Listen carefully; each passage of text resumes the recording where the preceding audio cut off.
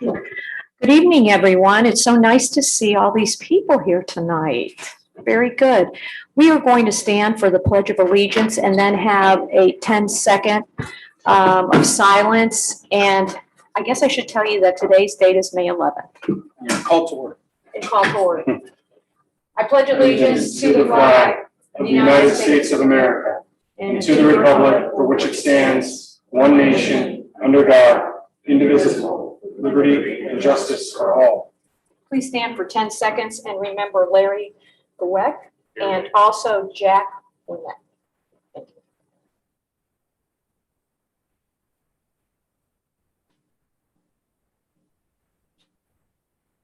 You may be seated.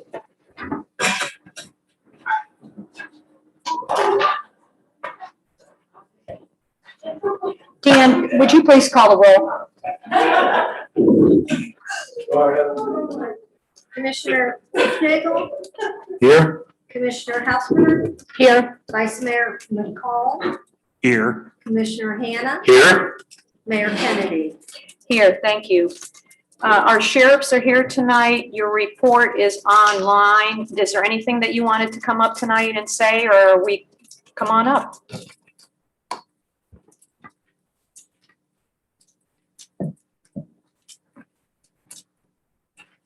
Good evening, guys. Good to be back here. Sergeant LaFay, for those who don't know me. Looking at this month's stats, they are down from last month, so that's always a positive. The motor vehicle theft you see on there actually was one that was reported stolen. We later found it parked at a different beach access, so it wasn't actually stolen after all. It tends to happen. So that is a motor vehicle theft from this month.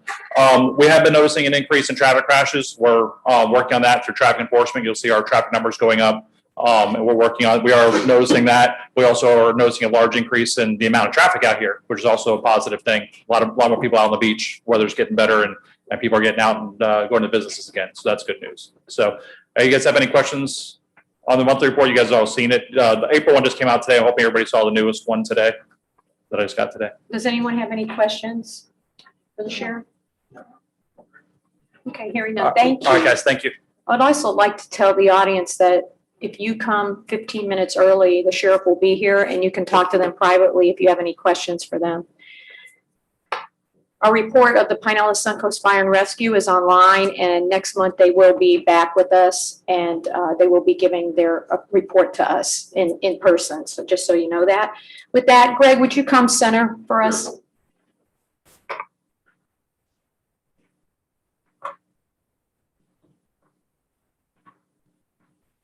Good evening. Glad to have everybody back in the same room and actually see your smiling faces. I'd ask while I'm speaking for representatives of A2K and the homeowners to come up behind me. Dean, this is one of those moments where you're not going to like me, but I'd ask you to come up here. A2K, come forward with Greg and the homeowners if you're here. This July, I'll celebrate my 8th anniversary with the city. And one of the people that I want to recognize tonight is someone that served the city for 42 years. Dean, and we all know Dean. Dean is most importantly, is a husband, a father, a grandfather, of 2 grandchildren. February the 2nd, I issued an email to all the staff and the commission recognizing Dean for 42 years of service. And the amazing thing, he's got more hair than I have. And the cool thing, I just want to kind of run over some things about Dean that you may or may not know. Dean grew up in IRB. He grew up on 18th Avenue. He worked summers 77 and 78 and 78 and 79 while he was still in high school. In 1979, he was hired full-time to work for the city. In 1980, and you probably forgot this is like a big moment in your career, he got a pay raise from $3.25 to $3.60 per hour. During the course of his career, he's been a crew chief, a supervisor of utilities, the acting public works director, assistant public works director, and in April of, not April, but in 1998, he was appointed as public services director. He retired after 35 years, and he was leaving about the time I got here. Hopefully that had nothing to do with me coming in, but he was retiring and he left for a few months and I convinced him to come back and he wanted to come back and he's been with me the whole time I've been here. And one of the things that I felt that was interesting, I looked through Dean's personnel file, and if somebody's worked for an organization for 42 years, the personnel file is like that thick. And that always makes me nervous because I've managed a lot of people in my career. And usually when you have a personnel file that thick, you'll start flipping through and you'll see person was written up for this, sent off for this. Dean has none of that in his file, which is so throughout the file, I found this it was consistent. And this is how to describe Dean. That's awesome. Very conscientious, exceptional hard worker, ability to lead, rely on his judgment, service to the community, solid and experienced hand in charge of public services. And one thing that I found, we do evaluations every spring that Chuck Coward wrote, which I think just kind of sums up Dean. He wrote, "It's abundantly clear that you attained a position of trust with the city commission and the citizens of this community, and it appears that this position of trust was attained the old-fashioned way. You earned it." And that's what Dean has done.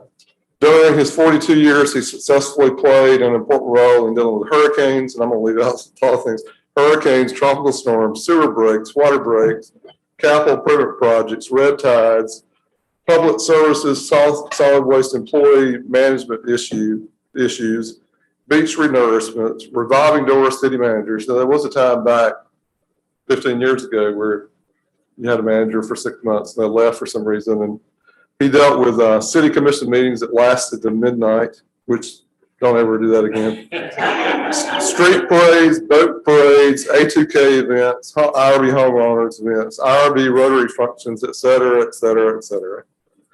And, in government service, it's always easy to nitpick and here at IRB, we want to be the best of the best. And I just thought it was appropriate to recognize Dean, and I invited A2K and the homeowners, and they're going to make their own comments. But I just want to say publicly that 42 years of your life is a big thing.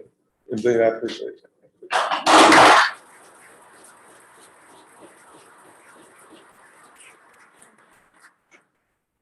Hello, everyone. My name is Diana Flagg, Nan Jensen, and we're here to present something to Dean Elmquist. Action 2000's been around for 22 years. We just celebrated our anniversary. And through all those years, Dean, you've been a part of our success and a part of all the beautification projects and Oktoberfest growing and growing and growing. And we couldn't have done it without you. Our success is because of you and your help with all the wonderful volunteers that we have. So our little way of saying thank you, and we appreciate all that you do in the city and your guidance and helping us out of things sometimes as we've had growing pains, and it's very much appreciated. So Nan will present you with our plaque. Yes, and we certainly look forward to more years. I know 42 is a lot of years to put into an organization, but we look forward to working with you. Not maybe 42 more, but a few more perhaps. So Dean, with that, we want to just say we're giving you a plaque along with a gift card with our appreciation and in recognition of your commitment and dedication. Thank you for helping us to make a difference and for supporting your staff to help us do it. Thank you so much.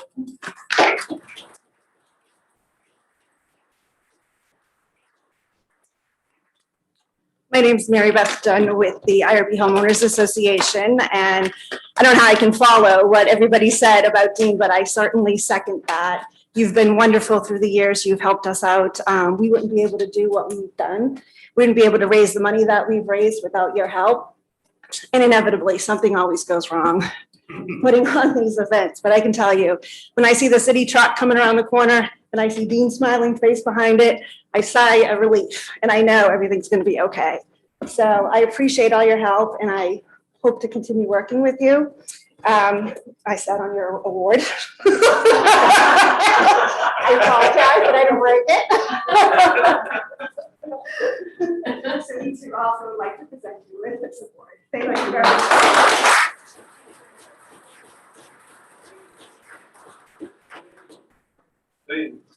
Speech. Well, thanks for inviting me, Greg. I appreciate that. I just like to say, I've been blessed in my life, and this is a great place. It's a great team. It's not just one person. It's everybody here, and all the residents should be proud of the staff that they employ and stuff like that. And I look forward to continuing on working, and I appreciate everybody. Thank you so much.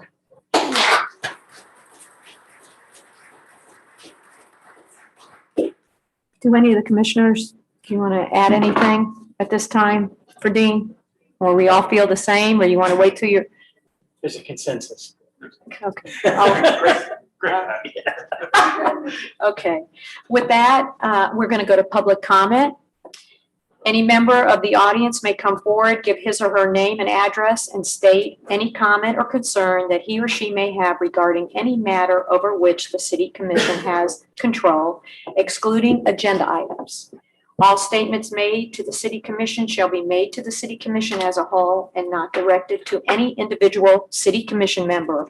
And no personal or slanderous remarks shall be permitted, no speaker shall be interrupted, and no debate shall take place between the speaker and the city commission. Thank you. Hi, Nancy. Hi, how are you? I just had cataract surgery and I can't see any of you, so that's even great. I hadn't planned to make any comments under citizen comments, but I'm here for the parking, so I thought, what the hell? Nancy, state your name. Oh, Nancy Ubarski, 708 Beach Trail. I have been going to the county commission meetings, and I have been boring them every other week with 3 minutes about the beach easement situation, trying to give them enough information about how the beachfront owners really feel about this whole thing. And I was really happy to see at the last meeting on their legislative agenda, they actually added the issue to work it through the Florida legislature and to start getting active about opposing the Army Corps instead of the beachfront owners. I think they've now seen that the bad guys are not us. There was an article written recently in a local paper about the beach easement issue, and it sort of gave you the idea that we are opposing the language in the easement, and that isn't the truth at all. I mean, most of us are opposing the easements, period. We don't think those easements should be requested. They're using, as you know, the Water Resources Development Act of 1986 because you can't put sand on private property using federal funds, and that's what they're claiming they're going to do. But the truth is, they're not going to put 1 grain of sand landward of that ECL.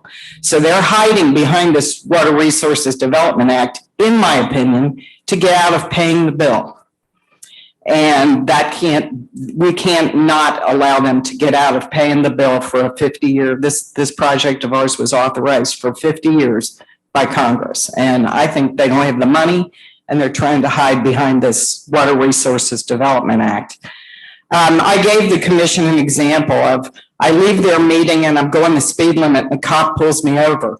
And he says, I'm going to give you a ticket for speeding. And I said, well, but I wasn't speeding. He said, no, but I know you're going to speed next week. And that is what they're trying to do with this Water Resources Development Act. They're trying to apply it to future activity instead of to the next beach renourishment. And hopefully enough people are going to take them on that they're going to back off or come up with another reason. But Water Resources Development doesn't do it for most of us. Thank you. Thank you, Nancy. Is there anyone else who'd like to come up at this time? Please come forward. Jay, come on up. Our paths have crossed in the past. Hello, everybody. I'm Jay Downing from JD's Restaurant Lounge up in Indian Rocks. You guys have been real gracious about the outside patio, portable kind of, I guess. Been approached the other day, need to take it down. So what I'm here and have been talking with Mike, code enforcer, and Hetty, trying to get the ball rolling, putting up some ballards, taking some outside parking that I have used, for partially during the COVID act. People are really still concerned about outside seating. I have relocated a bunch of tables from inside the dining room to put outside in a couple of parking places.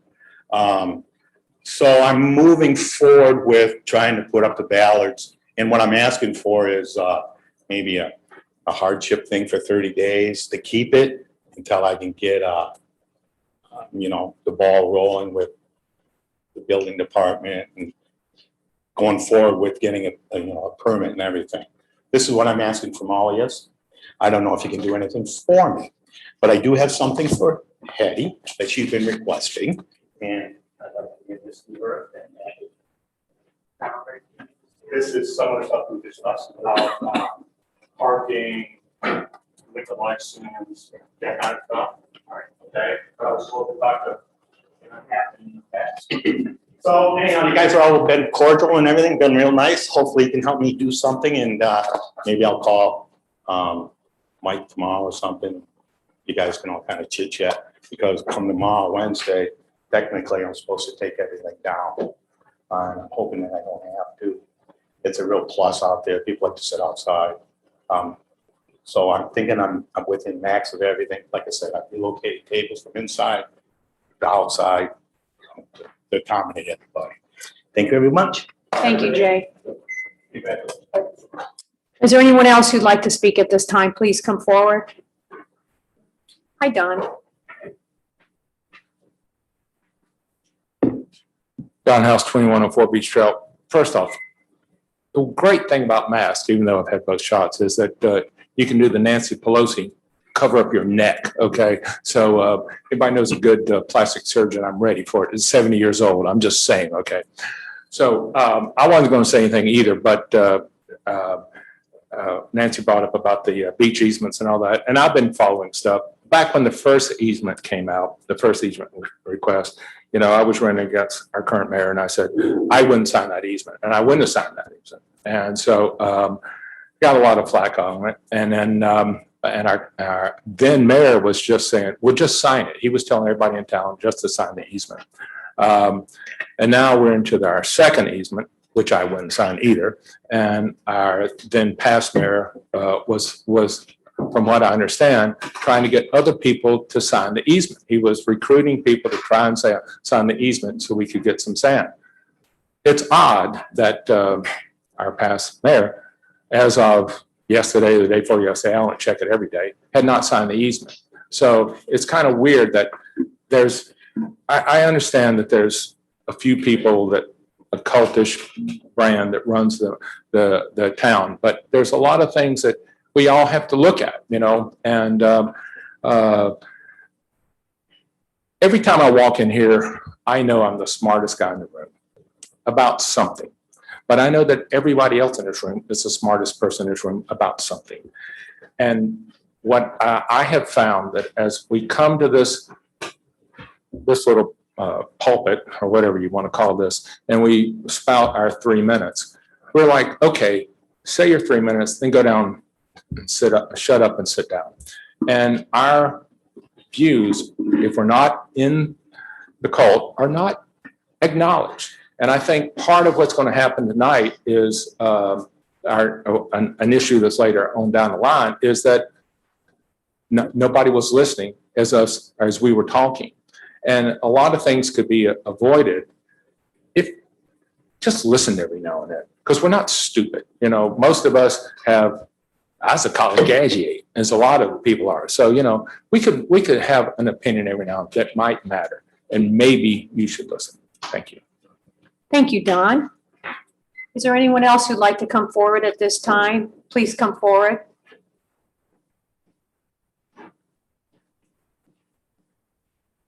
Good evening. Hi. My name is Bill Lingenfelder. I live at 1 Windrush Boulevard, Indian Rocks Beach. My concern really is not being able to, since it's not my primary residence, it's not able to get a beach access tag to go to the beach. Bill, that happens to be on the agenda tonight, so you have to wait till then to speak. Oh, I'm Councilman. sorry. No, you're fine. It's okay. But Wait. when it comes up, then you can speak on that, okay? Thank you. Anyone else who'd like to come forward tonight? Commissioner Laverty? Good evening. It's Jim Laverty, 316 10th Avenue. I just want to thank the city. I have noticed in the last week and a half, as I've been out walking the dog in the morning, down in the triangle, what a fine job the city does in cleaning up the garbage. It is unbelievable now, it seems like, because of the beaches are so packed with people, the garbage is being dispersed everywhere by folks. I mean, they just don't, and the city's got a hell of a job cleaning it up. And I appreciate the good job that they're doing. I just like to say that. Thank you, Jim. We agree too. Anyone else who'd like to come forward at this time? Okay, with that, we're going to close the public comment. We're going to go to reports of the city attorney, Mr. Mora. Thank you, Madam Mayor. It's a pleasure to be here this evening. First and foremost, I'd like to, it's rare that I get a moment to speak on anything outside of a legal issue, and I just want to say it's truly a pleasure to work with you, Dean. In a time where public service is often maligned, what you've done in your 40 some odd years is truly an impressive feat. Thank you. Sorry.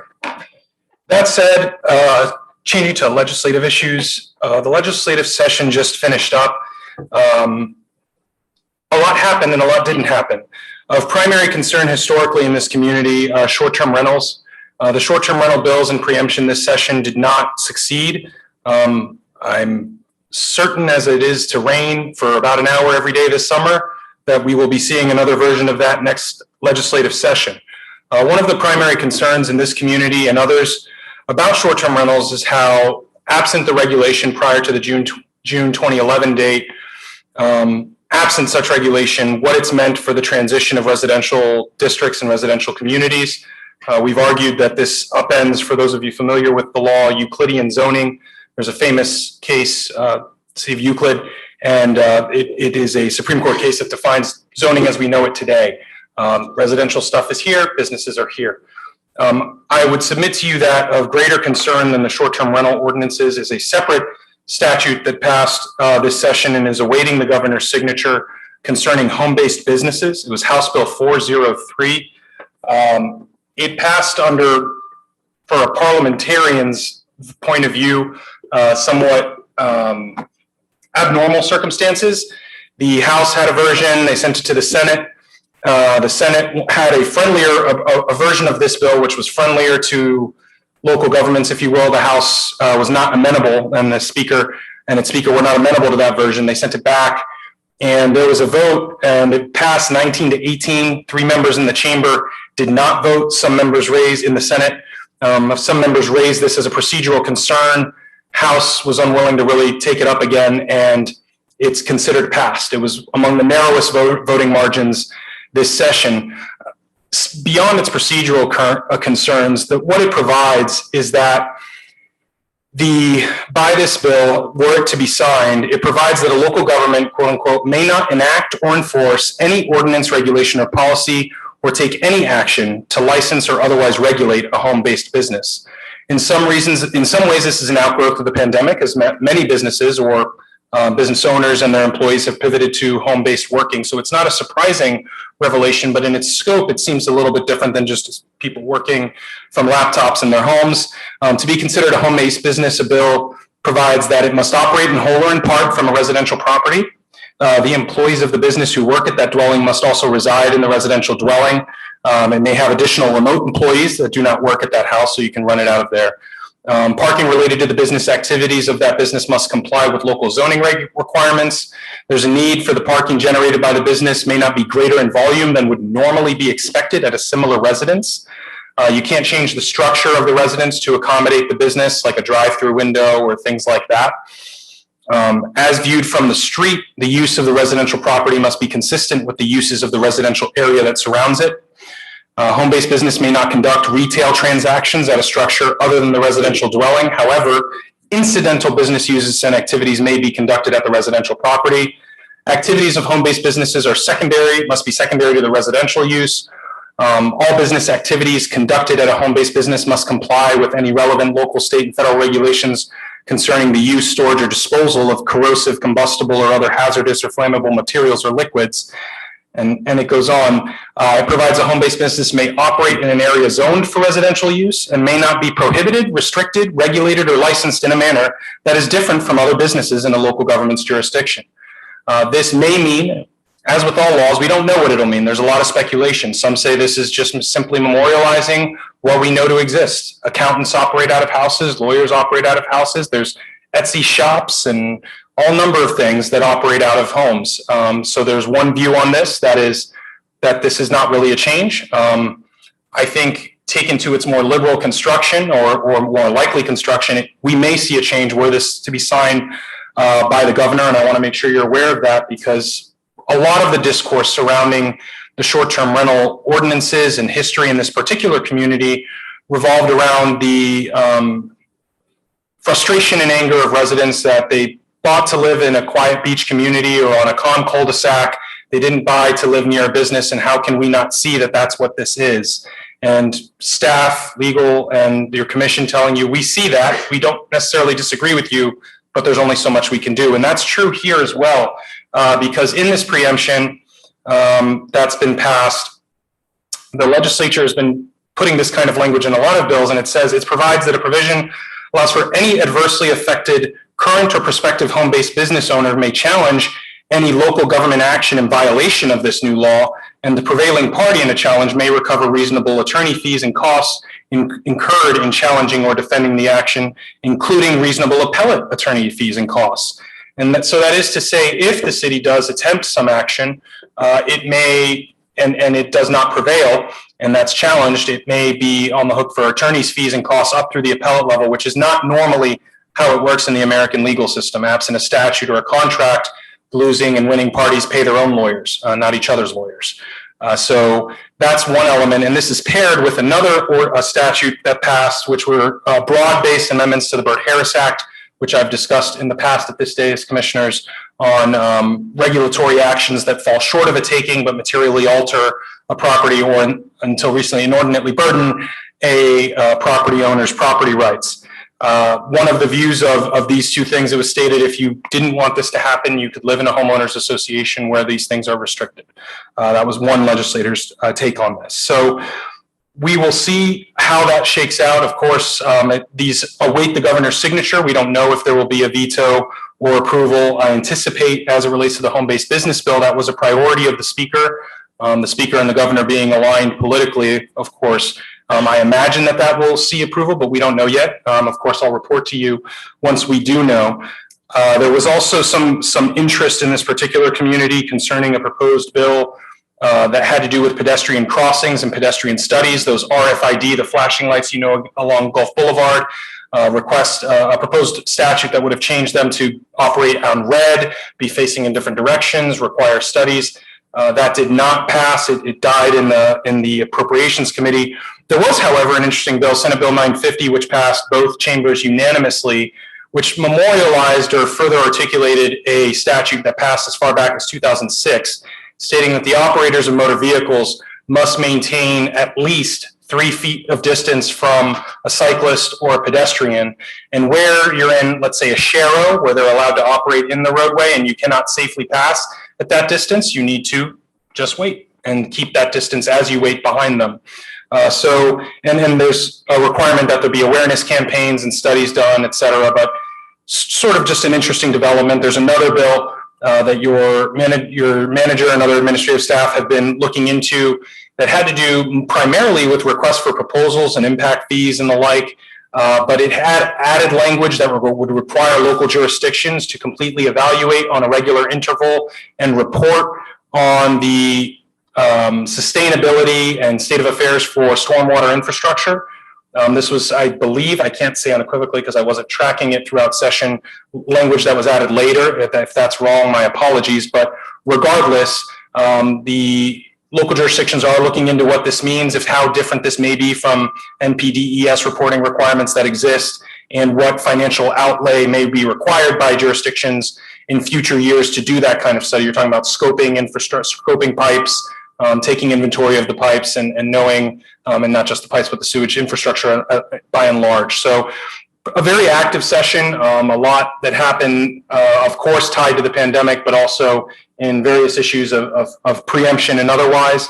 Outside of that, I continue to work with your staff on a number of other issues that we'd like to see resolved. Now that we are, as people get immunized or otherwise decide their comfortability with the global health and local public health status, we meet in person and have more going on. We will be revisiting some of those lower priority or tabled legislative enactments and like the sign code and things we've discussed in the past, and starting to advance those. So I'm happy to answer any questions you may have. And again, it's always a pleasure to be here. Do any of the commissioners have any questions for the city attorney at this time? Hearing none. Greg, would you like Yes, to give your report? Yes, ma'am. I just had 2 or 3 things. Are there any questions on the quarterly financial reports that we submitted to y'all? See none. Let me just follow up on a couple of things that Randy said. One of the things that I'm doing is actively working on the proposed budget for next year. One of the bills that he referenced was something that was added in the last few days of the session. It has to do with drainage, and that seems like a pretty simple, harmless thing. But they put in reporting requirements where you have to inventory your drainage, you have to do, so we're in a debate now about what all that requires, but the estimate that I'm having to absorb and looking at the budget to comply with this now unfunded mandate by this bill is, for our small city, it's probably going to cost us in the $100,000 range to have an inventory, cameras put in pipes, and other things to comply with this this law for whatever reason. I don't think it's been signed by the governor yet. I expect it to be signed by the governor. So we'll deal with it. We'll have more discussions with y'all as we move through the budget process. The other thing is that, you know, under the last relief bill that Congress passed, I mentioned this at the last meeting, our city will receive about $1.8 million from that bill. There was some guidance that came out yesterday about that. Dan Carpenter and I continue, and with Dean, to look at the guidance that came out yesterday. For our small town, probably we will come back to the commission with it, because there's some real strict guidelines on what you do with it. Is that there is with the guidance that came out yesterday, there's an opportunity to use that for drainage infrastructure. And the $100,000 that I just mentioned, we may need to tack part of that money for that. But at the June meeting, we'll have a discussion about the Harbor Drive North area. Back several months ago, I asked Dean to engage the engineering firm that we use to look at an area where we have some drainage issues up there. And I think I mentioned to y'all at different times during the period of time that I worked here that we really need to engage the firm and look long-term at the business district, because the business district, there's pipes in the business district that are really undersized, and there's some issues that we have down there. So I think the 1.8 million, when we get into discussion about that, and ultimately that'll be up to the commission to decide what you want to do with it, will be to look at areas like that and try to expedite, resolve it, study and resolve those. But that's really all I have. I'll be happy to answer any questions that you have. Do any of the commissioners have any questions for the city manager? No. Hearing none. We'll start with Commissioner Hosberg. Do you have any comments tonight? I'm a new graduate of the Yay. elected municipal. Very section. nice. Yes, 3 days of training, so now I'm schooled. Watch out. Vice Mayor McCall. Go anywhere. Just real briefly, just want to congratulate Dean real quick. As you know, you bailed me out of many a situation on many event with the HOA, various trucks and things throughout the years, and really appreciate the support and help of all your guys. Thank you, sir. Sorry. I felt it. Commissioner Hoofnagel. 2 things. I just wanted to recount that, Dean, you're also one of the most patient and even-keeled people that I've ever met. You know, Greg and Dan run a pretty tight financial ship, and we take those city pickup trucks and drive them all over the beach, picking up garbage and stuff. And by the time we go to sell those trucks, you probably don't want to buy one. And because we had a good budget, it was time to replace the pickup trucks, and Dean got this beautiful, brand new pickup truck. I mean, it was lovely. It probably still is, but it was Oktoberfest weekend. And so Dean was there with the pickup truck, and somehow, I don't remember the circumstances, but one of those powdered fire extinguishers got let off inside of his brand new truck. And Dean just looked, and he got this look on his face like, okay. Turned around, got back to work. So Dean, you're patient, even keeled. I mean, that's just one of the many fond memories, I have working with you. Wanted also to remember Jack, he really served the city and did a lot of wonderful things to keep us all, happy in the sense that we had someone to turn to for code enforcement. And also Larry Gerwig. Larry, he was a treasure to the community. He recruited me into the Art Center. And I just wrote some thoughts. His sense of community and adventure and his love for the arts, paired with his intense and lasting commitment to volunteerism. His paintings captured his spirit of joy, and he portrayed settings and emotions that could capture one's imagination and transport them to a different place and time. Larry and Linda moved to Largo about a year ago. They got more space for his artwork. Their house had risen in value here, and they got less traffic congestion. But after that move, their hearts and attention still remain tied to the IRB community, and especially their friends at the Art Center. And I just wanted to state that I'll miss Larry and send prayers to the Gerwig family. Thank you. Ed, is the memorial services Thursday Yeah, there's a. at Ruth Eckerd Hall, in case anybody wants to know? Do you know what time? 6:30, I It's at think. 6:30? Does that sound right, Ed? 6:30? 5. Okay. Okay. Commissioner Hannah? Very good.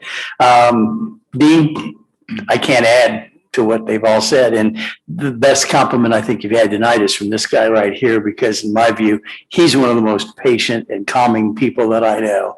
And so if you impressed him, you hit it out of the park. But thanks for all your service and all you've done. I was happy to attend Jack Womet's memorial service. And it was, he's truly a great guy, and he truly has done a lot for our city, and I'm glad that we had an opportunity to know him.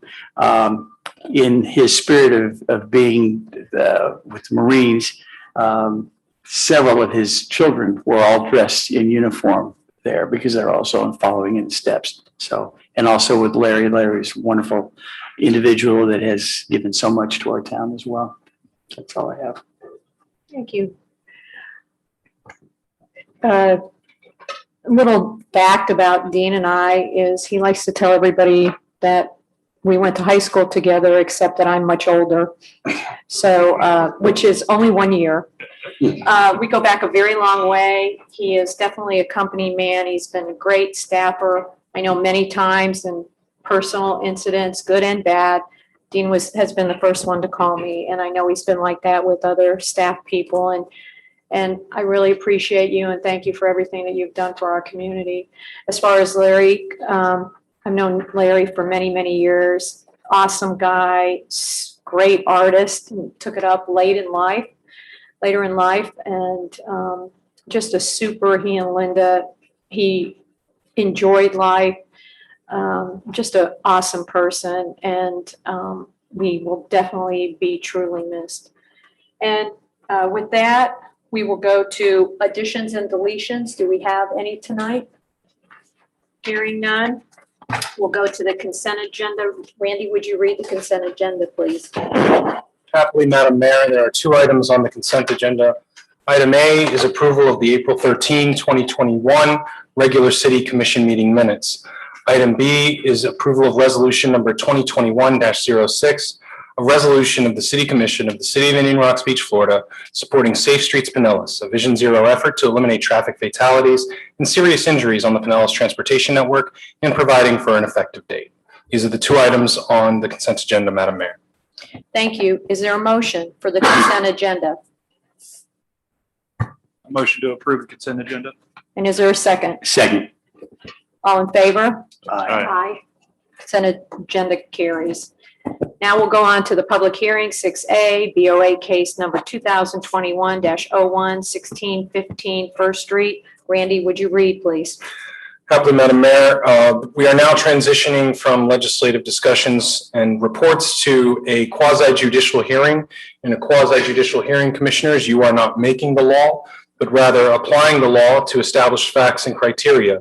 The first application before you is for Board of Adjustment case number 2021-01, a variance request from section 110-131 sub 10 sub C to allow for a new dock as an accessory use for property located at the 1615 First Street, Indian Rocks Beach, Florida.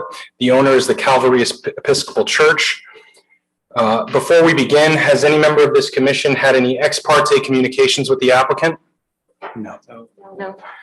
Let the record reflect all have responded in the negative. Has any member of this commission conducted a site visit for the limited purpose of evaluating this application? That is to say, you're familiar with the property, you've driven by it, but you went to it for the purpose of making a decision tonight? No. No. The record reflect all respond in the negative. With that, will anybody who intends to offer any testimony on this issue, that is, speak before the body this evening, please stand and raise your right hand. Thank you. Do you swear or affirm the testimony you are going to give is the truth, the whole truth, and nothing but the truth? Thank you. With that, Hetty. Hetty, if you'd like to present the BOA case. Right. Okay, this is a case where they are asking for a variance to allow a dock in a in the public, semi-public zoning district. According to our code, docks are not allowed in the public, semi-public zoning district. They're only allowed in the single family and then the medium density residential and medium density high. And, well, if this is the location of the Calvary Church, and you can see they do have one dock now. We looked back and it was permitted in 2000. I didn't see any other description about why they allowed it. And they're planning to put the dock right next to the other dock that's existing out there. And with that, the staff recommended denial of the request due to the that it is not allowed in the zoning district to allow a dock in the public, semi-public zoning district. The Board of Adjustment did recommend approval, I think 3-1 on this case. Do you have any questions? Do any of the commissioners have any questions for Hetty? I guess what is the purpose of the additional dock? What's it needed for?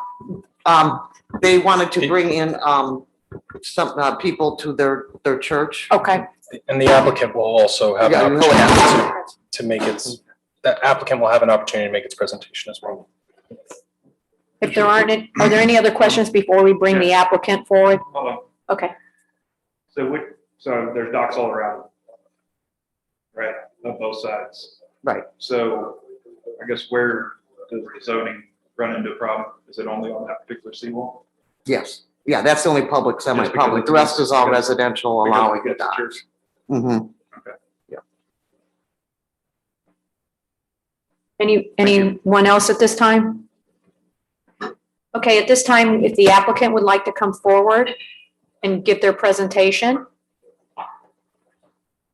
If you could please state your name, State address. your name and the address. and Sure, my relationship name to is the applicant. Captain Gary Spivak. I live at 306 176th Avenue Circle in Reddington Shores. I'm representing Calvary Episcopal Church this evening. Okay. What I'd like to do is just talk a little bit about the mission of the church. We have some slides that I think might be relevant. Could we have those presented? They're in the agenda. The agenda packet did include the slides. Okay. The commission has seen the slides. Okay, great. Well, I'll just go from my slides here. I'd just like to talk a little bit about Calvary's mission. You know, we obviously are a church. We run Sunday services, 8 a.m. and 10 a.m. We do Bible study, Sunday school, and youth and adult programs. We've been involved heavily in the community for for many years, since 1962 when we were founded. We do the community beach food pantry. We've got over 450 active people on our rolls that we service. And these people come from all over Tampa, St. Pete, Tarpon Springs. And we do 2 times a week, we're servicing 35 to 45 individuals there. So we are a community service organization. We also do Alcoholics Anonymous meetings. We've been carrying about 30 individuals a week, twice a week for the last 26 years. We also do Narcotics Anonymous. And we've been doing that with 50 individuals per week for weekly meetings for about 10 years.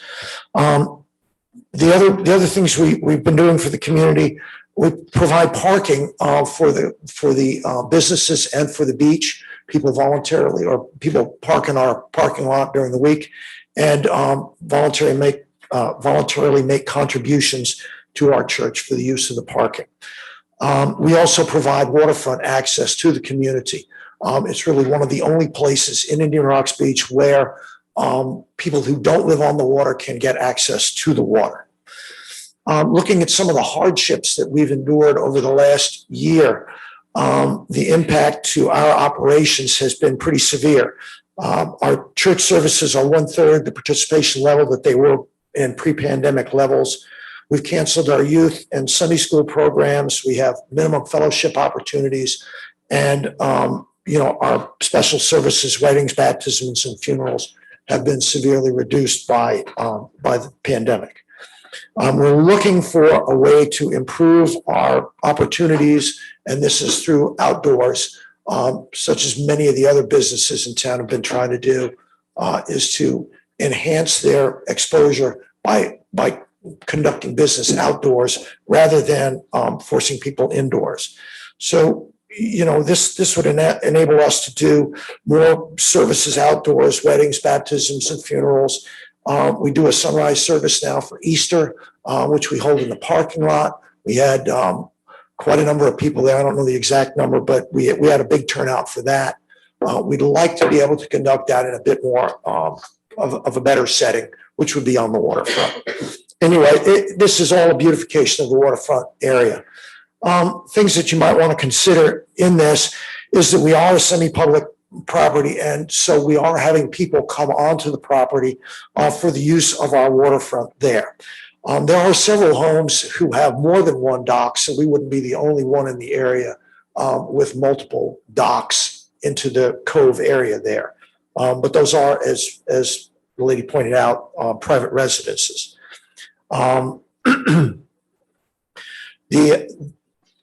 The addition of the dock would enable us to resume more normal operations, and we expect that would broaden our appeal to the community as well.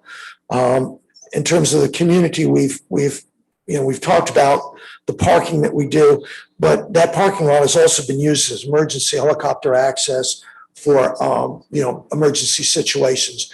We would expect that the docks would be used in the same way by Pinellas County Police, the Marine units, and anybody else where there's an emergency situation. It does give direct access to emergency responders to the water. So, and also I would like to point out that there's no liability to the city. Calvary Episcopal Church is insured by the Church Insurance Agency of Vermont, which insures us liability-wise for public access as well as member access. Just basically in conclusion, we've done the parking, we've done the dock that we have, which have enhanced the community aspects of our operations. We have invitational signage that encourages people to use our property and to behave properly. We can't always control the behavior of the people who come on our property, but we do have signage out there that encourages responsible conduct. Outside of that, we can't do much about that. We request that the commission grant our request for the variance so that Calvary can improve our outdoor worship opportunities, increase our community involvement, and also improve community waterfront access to the waterfront. Anybody have any questions for me? Do any of the commissioners have any questions? Bill? Currently, you have a couple of docks there right now. We have one dock, Okay. sir. How is that being used? Just, We do use that. There are parishioners do dock there from time to time. We have some people who dock there on a regular basis. So, but we also have parishioners who dock there to come to church services or to hold other, to have a picnic on the docks there now. And we envision that the additional dock would provide added space for our parishioners as well as community participation. currently, are you renting or offering that current dock as at a fee or a donation? People do make donations to the church for the use of our dock space. So if I went to bring my boat in and use that, but didn't want to make a donation, there'd be no problem? Right. Okay, and the same is planned for the new dock? Yes. Okay, so it's an income opportunity as well? Yes. Okay, thank you. Anyone else? I have a question. The sailing program for young people used to be at the dock. Church, yes. Are you considering, I know it's not there anymore, are you considering bringing it back if you have this dock? No. No. Okay. Yes. Real quick. When we talk in terms of dock, there is a dock. It has 2 slips. Okay. What they're asking for is another dock, with 2 more slips. So Correct. I just wanted Yeah. you to understand that. If there are not any more questions for the applicant, I'm going to have you sit back down and then I'm going to open it up to the public to Mayor- make comments if they would like to. Mayor, I didn't get his name. First name is Gary, Gary. Gary. Last name Spivak, Spivack. Okay, thank you. Thank you. Would you, yes, you may come up. My name is Bob Leva, and I'm at 960 Starkey Road, 1103 in Largo, and I'm a member of Calvary Episcopal Church. I've been there almost 20 years, and I'm a member of the vestry. My family attends there regularly. My 2 granddaughters, 16 and 17 and 15, were baptized there. So I have a pretty good background of what the church does in this community. The pandemic, like everything else, is affecting our congregation. The attendance is down. And people we don't know for different reasons, they don't come. Sometimes they come, they don't.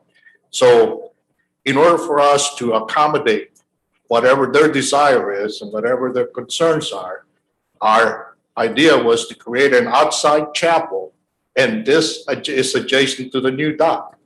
Be part of the new dock where we can have congregations, we can have baptism, weddings, memorial services, outdoors, and people feel comfortable with that. Bible study, but especially for our youth. We have really lost our youth at this point. They're not attending for whatever reason. They used to attend. We used to have the sail program coming up for that. One dock that's there now. So what we're trying to do is how do we bring people back and they feel comfortable with it? There's no perfect answer. We try to maintain the IRB community food pantry. So we did some rearrangement on our facility and increased their facility to 1,800 square feet. We also building a counter inside of the facility so that people can come in. They don't have to stand outside in the hot weather and come in and be fed. And that's what our job is. It's our mission to feed the hungry. So we done that. We rearrange our rooms inside the church so that when the AA meets, NA meets, they have the facility to comfortably sit and meet alone and take care of their business. So this is all we're trying to do is to create that outside chapel adjacent to the dock and provide our people with an opportunity to come back to church so community can continue to grow. So thank you very much. Thank you. At this time, we'll continue with public comment. Anyone who would like to come forward at this time, please come forward.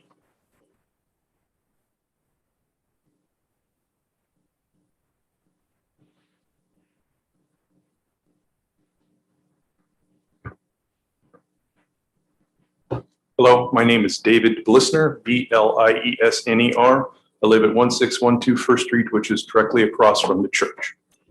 Thanks very much for letting me have the opportunity to speak tonight. I have 2 reasons for speaking. The second one actually was to try to make sure that the meeting minutes from the last Board of Adjusters meetings were read.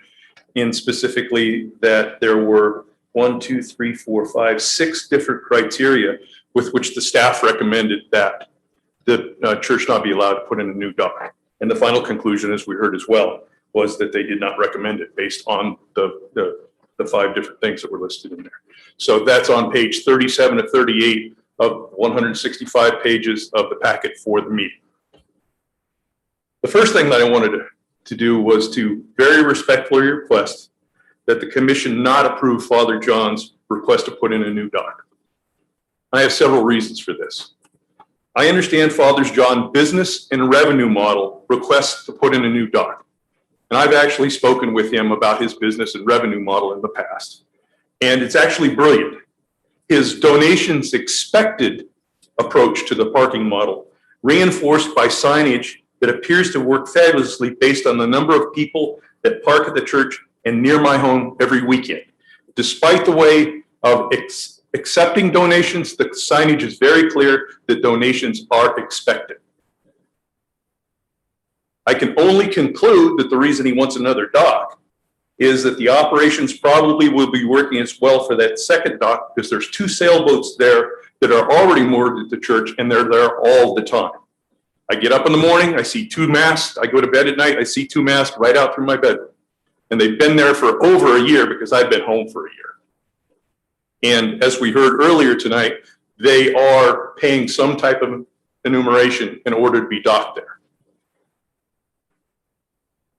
The plan to build a new dock, as these gentlemen have said, is specifically intended to increase traffic at the church. In a situation where we can't handle the traffic we have now. As I previously mentioned in a past commission meeting, my family's quality of life has been significantly degraded by the parking situation across the street from my house. I believe, based on what I've heard tonight and I heard at the Board of Adjusters meeting, that in fact, another dock will just increase traffic that we can already not handle.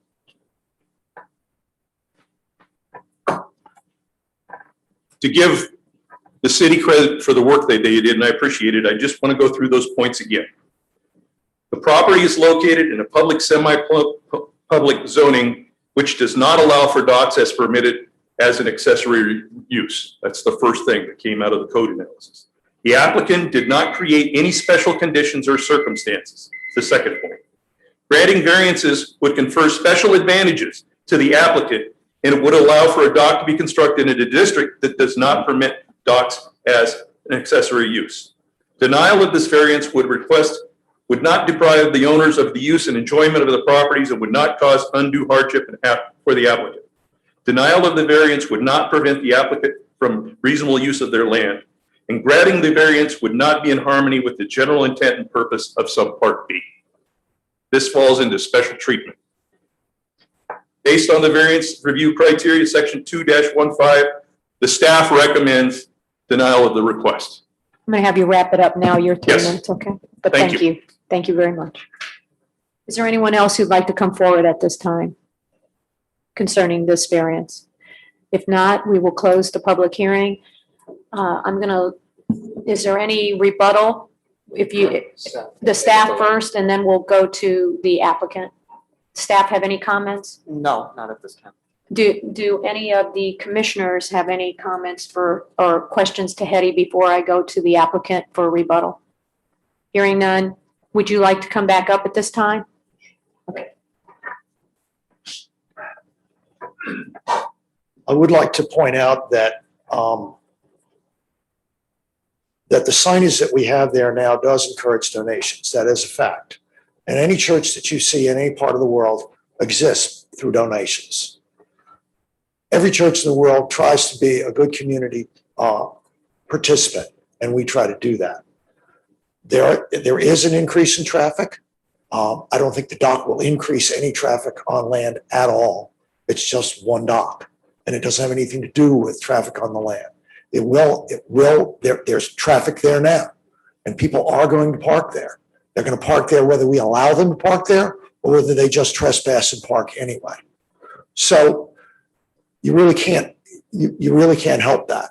I think the people that park there are respectful of the community that they're in. And I don't know, I haven't seen any bad behavior there, but it may exist. But I feel like that a dock really isn't going to make that big a difference, but it is to our parishioners. Thank you. Thank you. Any questions from the commission? Hearing none, is there a motion?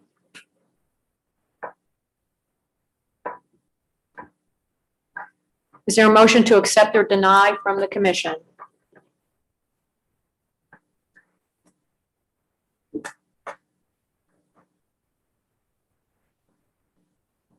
I would motion to approve BOE case 2021-01 for 1615 First Street. Is there a second?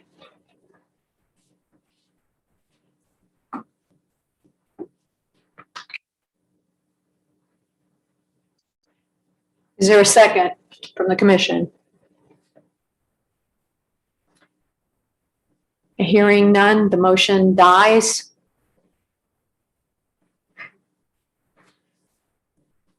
Given that it's a Board of Adjustment case, and that a order must issue, there's been a motion to approve with no second. The reverse implication of that is there's no motion to approve, but I think it best to establish a more definitive record on a quasi judicial matter with a vote, an actual vote, as opposed to a vote by silence or some kind of perceived dissent or dissent. So nothing prevents a motion maker or their second from voting in a particular way or compels them to vote that way. That said, I would strongly encourage the body to make a motion and a second for consideration and vote. Is there a motion? No, it Well, that died. died for lack of a second for at the lack of time, second. so we need a motion on the floor.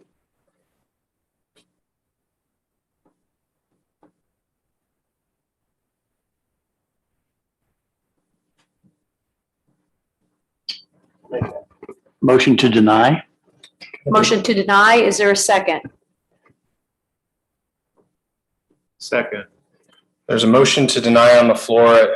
When we do this, based on past experience and otherwise, I'd like to be very clear. The motion on the floor is to deny the requested special exception use variance and has been seconded. A vote aye or yes is a vote against the requested relief. A vote requested relief by the applicant, but in support of denial, basically. So we're moving in the negative. So you just have to be mindful of that. So with that, the motion on the floor is as follows. Is there any further discussion before there's a vote of the body? No. Is there any comments from the maker? No, it's just that I have to go with what staff has recommended, and looking at the map, I'm concerned about more items in the water, and that's a very narrow area back there. So I'll go along with what our staff has suggested. Commissioner Hofnagel, you had a second. Do you have any comments? Yeah, I think in the case of a variance, we look to the hardship and whether the hardship is of a sufficient character that it warrants to change the law or act in contravention to the law. And in this case, there is an existing dock there. So I'm struggling to find a hardship with the property, not with the church. All not-for-profits have a variety of hardships, but in the instance here where we're looking at a hardship specific to the variance request, I am feeling that the existence of a dock already would make it hard for me to accept that there's a hardship that would be resolved with an additional dock. And that's what's influencing me to support the denial of this. Thank you, Ed. Is there anyone else on the commission, Commissioner McCall or Commissioner Hasbro? Would you like to make a comment? Anyone? Hearing none, Deanne, would you call the roll? Commissioner Houseberg. Aye. Vice Mayor McCall. No. Commissioner Hufnagel. Yes. Commissioner Hannah. Yes. Mayor Kennedy. Yes. By your vote of 4-1, you have voted to deny the requested relief. Thank you very much. With that, we will move on to agenda item 6B, BOA case number 2021-02, 416 20th Avenue. Randy, would you read the BOA case? Happily, Madam Mayor. We are now on item 6B. This is also a quasi judicial proceeding. This is Board of Adjustment case number 2021-02, a variance request from section 94-87 to allow the dock to extend 10 feet beyond the permitted 50-foot dock length for the installation of a new dock for property located at 416 20th Avenue, Indian Rocks Beach, Florida, and legally described as Lot 10 in the west half of Lot 11, 7th edition, a re-revised map of Indian Beach, according to the map or plat thereof, as reported in Plat Book 28, page 78 of the Public Records of Pinellas County, Florida, parcel number 06-3015-4156-0001000. The owners are Matthew and Laura Campo. The property location is 416 20th Avenue. It has an S single-family zoning. With that, before we begin, has any member of this body had any ex parte communications with the applicant? No. No.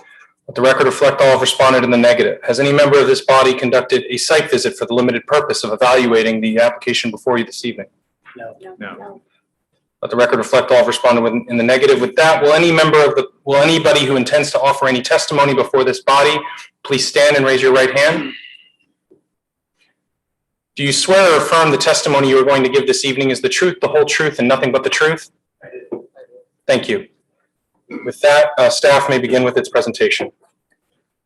As stated, they are asking for a longer dock. Our normal code allows for 35 feet, and it can go up to 50 feet if the water is shallow.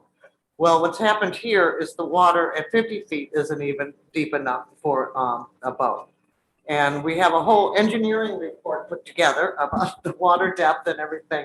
And so that's what he's really asking. He's asking to extend the dock out to where the other docks are that are his neighbors. So it would be at 60 feet, which the adjacent ones are too, so. And the staff has recommended approval, and the Board of Adjustment recommended approval. And I believe it was 3-1. I believe it was 3-1. Yes, The it Board was of- 3-1. Okay. Do any of the commissioners at this time have any questions for Hetty? Seeing none, Matt, if you would like to come forward as the applicant. Yes, thank you. Thank you for having me this evening. Matt Campo, 416 20th Ave. So I've got this whole presentation I did, PowerPoint, 20 slides. I'm going to just kind of go over the basics because if you looked at my package, I think it's touches on the key things. So I'm just going to touch on the key things. From the image that's on the screen right now, it's not just I want a dock the same length as my neighbors, which they've got at 60 feet, we're 60 feet. The key things to notice is the shoreline relative to the seawall. There's there's exposed sand, probably a good 15, 20 feet, variety of parameters for that. One of the key things is we have a stormwater inlet about 2 houses over, where, it's a known fact within all our communities that sediment accumulates in the streets, washes into the waterway, and accumulates. So we have a whole function going on here of accumulation of sediment that triggers the wetlands the mangroves growing. And then over time, they start capturing sediment, and then it's just a ongoing process. So our intent here was to seek a variance for the distance rather than try to do dredging or something that would create more environmental negative impacts relative to, fish and wildlife and things like that, as well as protecting the mangroves. There's one key thing that I think is important when you start looking at the justification or hardship, as well as not setting a precedent. I did an analysis where I looked at all the waterfront properties, about 690 in Indian Rocks, and only 16 had this condition. I was able to do that by taking an aerial at the same date, kind of looking back to what the water level was at that time, and then doing an analysis to see. So definitely a unique situation for mine plus probably about 16 other homes out of 690. Within the variance, I get into the breakdown of every single criteria. But the things I would like you to take away from this, without going through those criteria, I'll do it if there's specific questions. But really, it comes down to what Hetty said, which is you have, at 60 feet, we have about 31 inches of depth based on a survey done for mean low water. Your code is 36 feet at 50, so we don't even achieve that at the 60 feet. Why do we pick 60 feet and not try to go longer? Just basically matching the adjacent docks, which is consistent.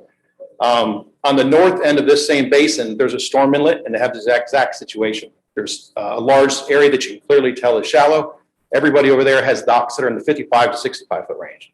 Obviously, there's a pattern here of, people trying to achieve this. So, why is this a hardship?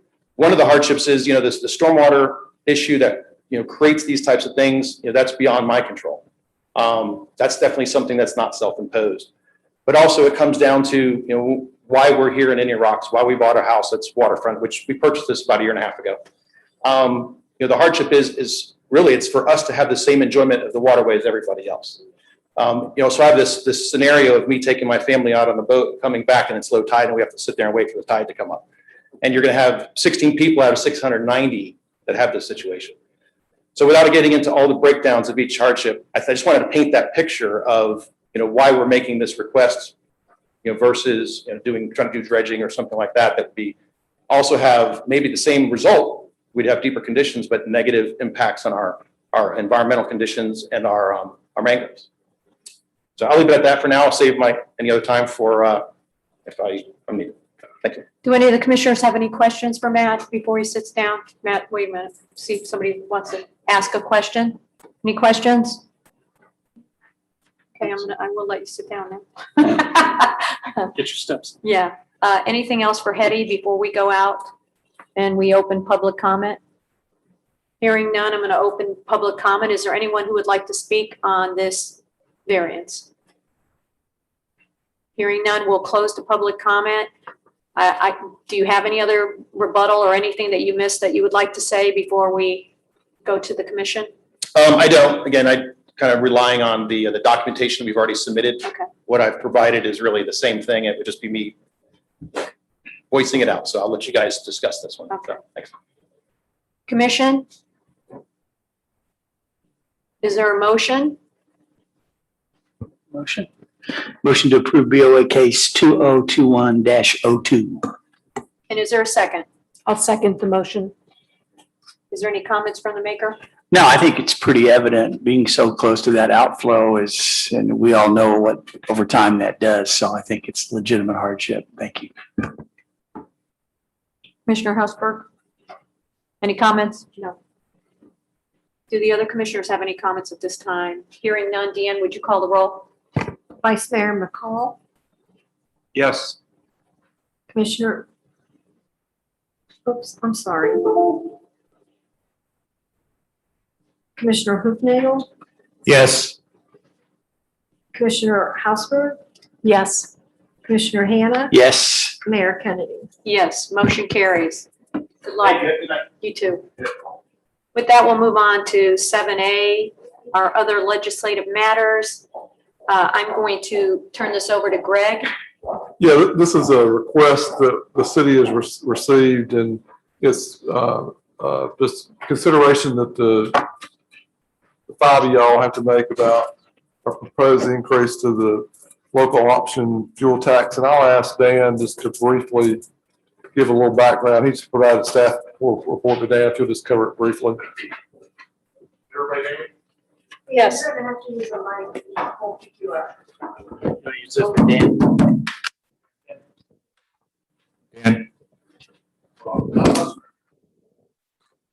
Good evening. Yeah, this request came from Pinellas County. Local option taxes have to have state approval. So they go from the state to the county. As Greg mentioned, a majority or 50.1% of the cities throughout Pinellas County would have to approve this for it to go forward for the county to continue the process, which would then go on through October.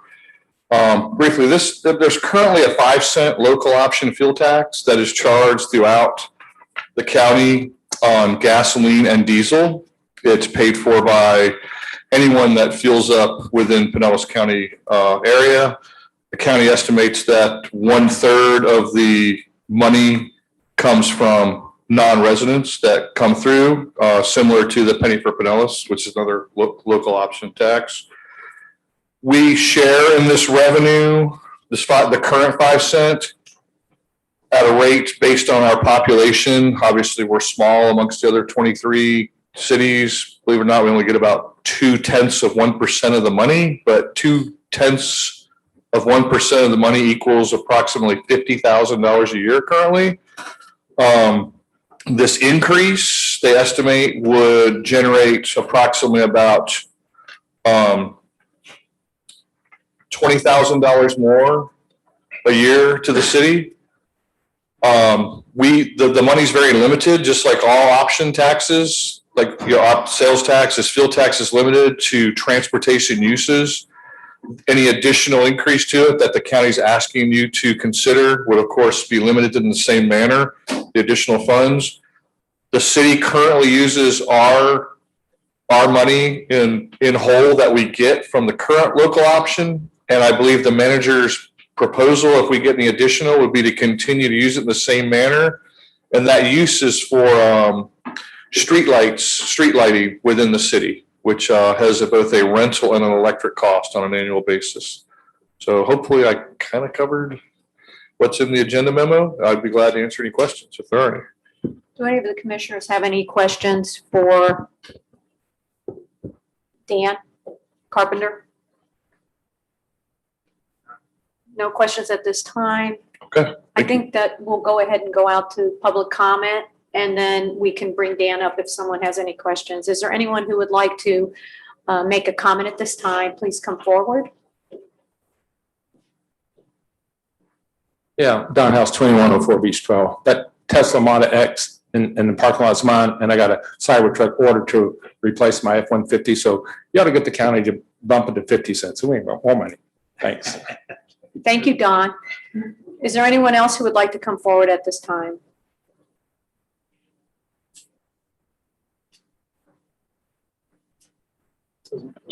No? Okay, hearing none, I'm going to close the public comment. With that, do the commissioners have any other questions for Dan? I did reach out to the county administrator, Barry Burton, and I asked him to give a little bit of history, and so I will just read to you what he wrote to me. He said, on January 1st, 2007 was the initial levy of the 9th cent. The last time the local option fuel tax was increased, the local option fuel tax was first implemented on September 1st, 1985 at 4 cents. The state increased the maximum levy to 6 cents in 1985, and the county then increased to the new maximum of 6 cents, which was effective on September 1st, 1987. So in 2007 was the last time that this tax was increased until today, until the discussion to today that has been given to all of the city governments to make a decision on their thoughts on the gas tax. So I just wanted to add that so you would have a little more history on the tax, when it was started and when the last increase was. I am going to look for a motion on this agenda item. Is there anyone who would like to make a motion on the local gas tax? I'll make a motion to approve the local option fuel tax. And is there a second? I'll second. Is there any, would you like to make any comments on this at this time? I mean, I think it's a good idea to have another little bit of money in the coffers, so, and it's a small percentage. Okay. Commissioner McCall? Any comments? Not at this time. Okay. Anyone else would like to make a comment at this time? Hearing none, Dan, would you call the roll? Commissioner Hufnagel? No.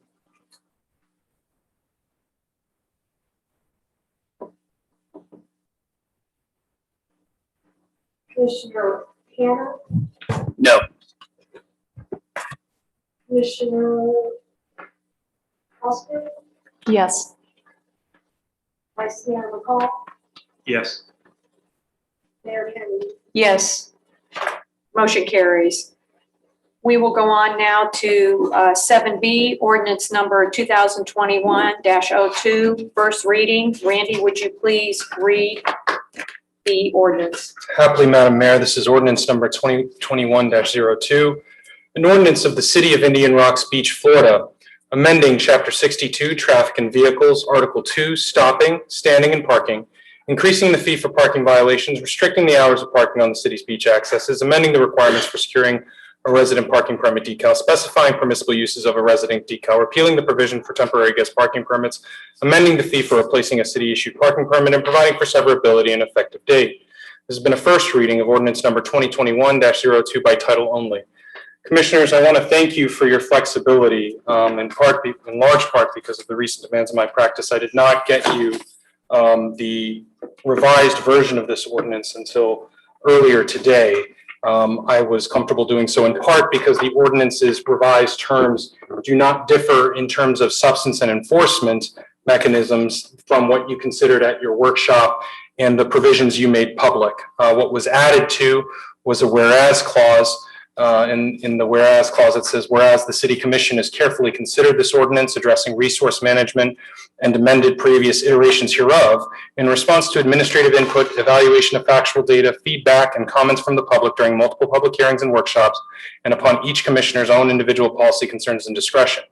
In addition to that whereas clause, there's a series of findings of fact. I won't read them verbatim, but I will highlight what they find.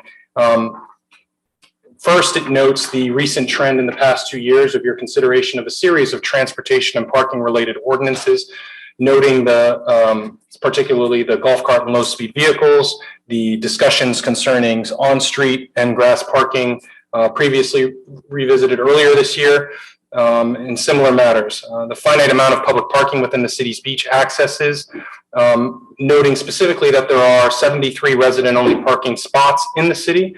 This was an inventory done by Dean and his team to assist in providing the precise number. We've talked about this in broad terms, saying somewhere between 70 and 75, falls right at 73.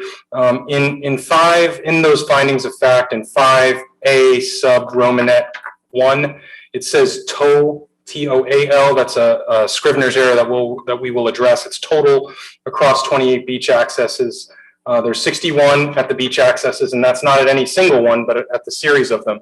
The 10th Avenue Park, there are 2 resident-only parking spots, 2 at Brown Park, 3 at Keegan Clare Park, 2 at Cole Park, and Indian Rocks Beach Nature Preserve has 3 resident-only spots. Everywhere where you have a resident-only spot, there are also spots available to the public. That is to say, this resource is not being offered to the exclusion of the public at large.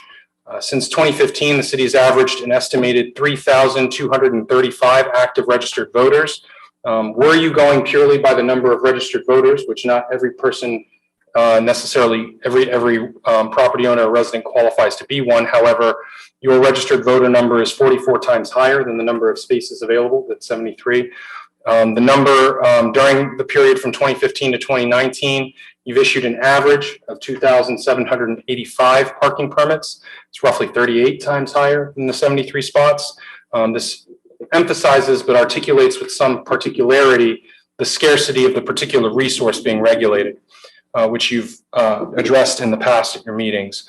In recent years, this also acknowledges the decentralized operation of vacation rentals in residential districts in the city, and how that can have how that particular use and its proliferation contributes to the intensity of contemplated uses in your community and the attempts to regulate thereof. That is to say that this is not a short-term rental ordinance by any stretch, but we have to be mindful of all of the policy issues that are considered here. Since the last meeting, you received from one resident in particular, a lengthy and detailed email setting forth their concerns and potential legal challenges to this ordinance. This particular person owns a lot, or 2 lots rather, in the city, but is not under the construct of the ordinance in its current configuration a full-time resident. There have been a series of appellations, name attributions, that one's for you, Dan, given here, whether it's homesteaded, non-homesteaded, resident, non-resident, primary resident, secondary resident, primary owner, secondary owner. The consistent theme there being the difference in terms of the time spent in the parcel and the subjective manifestation of an intent to make that your domicile or primary residence. That's the distinction being drawn here. That particular resident felt that in the current configuration of this ordinance, where you are regulating a scarce resource, it is hard, if not impossible, to justify why a property owner who is here year-round should have an entitlement to an unlimited number of parking decals, as this allows for, so long as those vehicles are registered to individuals residing at that property, whereas a secondary homeowner who pays higher taxes and is also may otherwise be invested in the community is capped at one per lot, one decal per lot. Under this construct, every property owner has the ability to get a decal. I want to be very clear on that, because that is not what previous versions of this read. That was one substantive change. You may recall, for those that were not part of this discourse via Zoom, in person or otherwise, at a workshop, the previous version of this ordinance was changed to operate now so that a full-time resident in this construct has an unlimited, has access with proof of proper documentation to an unlimited number of decals. A property owner can now get one per property owned. So that is to say, let's say there are 4 siblings who own the same property, only one decal will issue to that property. They will work out between themselves. If a husband and wife, they will pick which vehicle is the vehicle they intend to use and put the decal on that vehicle with the non-transferability provisions in here and otherwise. Another thing that changed from previous versions to the version now on first reading, there was a provision in there that you needed to have the parking permit decal in order to put your boat in at the boat ramp. That's no longer necessary. You still need to be a property owner or resident, and there are means to informally authenticate that if the code enforcement inspector or anyone else has concerns about that from an administrative standpoint. One of the other controversial or areas of focus in this ordinance was previously there was a hang tag program where you would be able to get a temporary hang tag. That has been excised altogether. There is no hang tag, temporary hang tag permit program any longer. In its stead, what we've done is taken out the restriction in the previous drafts against overnight parking on the beach accesses, whether in a visitor spot or a resident spot. And you are now allowed to park up to 3 nights consecutively in a single beach access. If you're here longer than that 3rd night, find another parking spot, another beach access, what have you, or just change which vehicle is there if you have the ability to do so. So those changes were made in direct response to citizen feedback we received in writing, through Zoom, and in person, and as was the distinction between property owner and resident and whatever that's being called, to make sure that there is a provision for all to have the ability to have access to that privilege. That particular resident that I mentioned, I had a roughly half-hour conversation with them today. And they continue to express their disappointment in the city's position, making the distinction between its primary and secondary homeowners. And I assured them that I would make that known to you. And in response to the email that they sent with a detailed legal analysis, I provided you in the last week a legal analysis of my own. I did not reach a conclusion because the conclusion at issue is a policy one. It's how do you address this? But I would say the legal analysis before was, what ability, if any, does the city have to make a distinction between residents and non-residents as it has done here? To the extent there are equal protection elements in constitutional law, both state and federal, residents versus non-residents is not a protected class in the ways we think of race, religion, creed, color, sex, etc. So then the constitutional analysis comes down to one of rational basis. Does the policymaker, that's you folks, have a rational basis to justify its decision?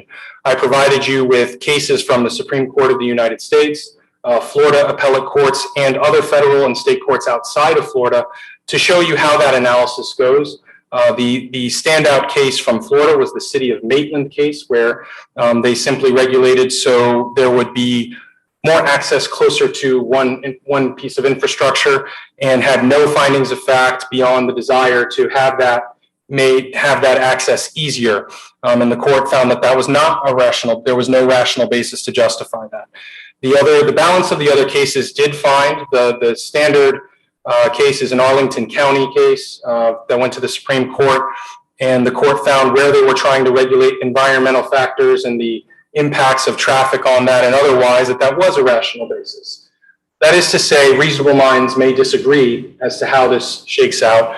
I've told you, and I will tell you, with each legislative enactment you make, I can't promise you you will not be sued. I can tell you that the individual I spoke with was very firm, confident, and I think forthright in saying that were this to be passed in its current format, that they would bring a legal challenge. I don't say that to somehow threaten you. It's just disclosing a fact, and they have the ability to do so. I can't tell you that if a certain provision is or is not put in there, you unequivocally would avoid that suit, or if that suit were to come, that you would unequivocally win.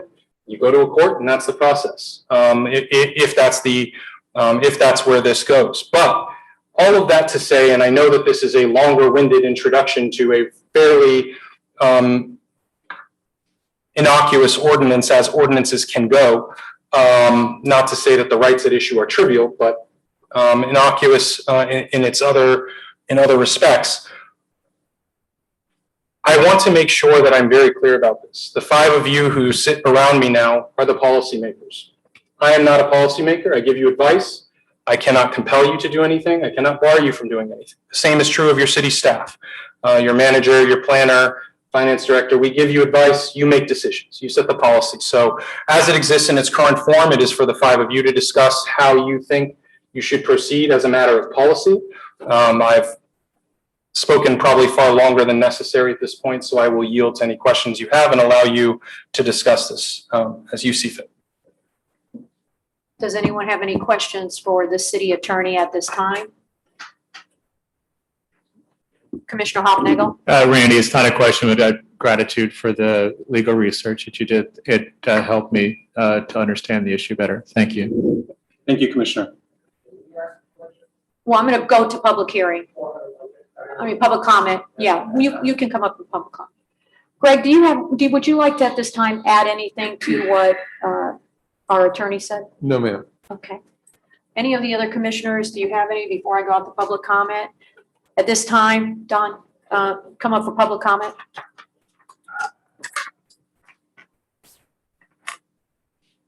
Don House, 2104 Beach Trail. So right now, the beach accesses do not allow overnight parking unless you have a decal. If I'm reading this right, anybody can park overnight for up to 3 days without a decal. Am I reading that right? As constructed, yes, but they could not park in a decal required spot. They would have to park in a. They would have to. If they do not have a decal, there are public spots where they could be, and that accommodation or provision was changed. And I know we don't typically do this, but given the audience left and an issue and attention being given to this, that was done to accommodate a consistent concern expressed about people visiting and caring for elderly members, especially in the pandemic, and finding an ability to park lawfully. This is going to take the wisdom of Solomon, okay? So, but like right across the trail from me, the Hawksbill, which was, he said he was going to sell them as individual townhouses. It was all sold to one person, and they're doing it as Airbnb, the 4 units. So I anticipate that there'll probably be parking issues there. So they get one parking space as it's an Airbnb. Let's go to Cameron Cove, okay?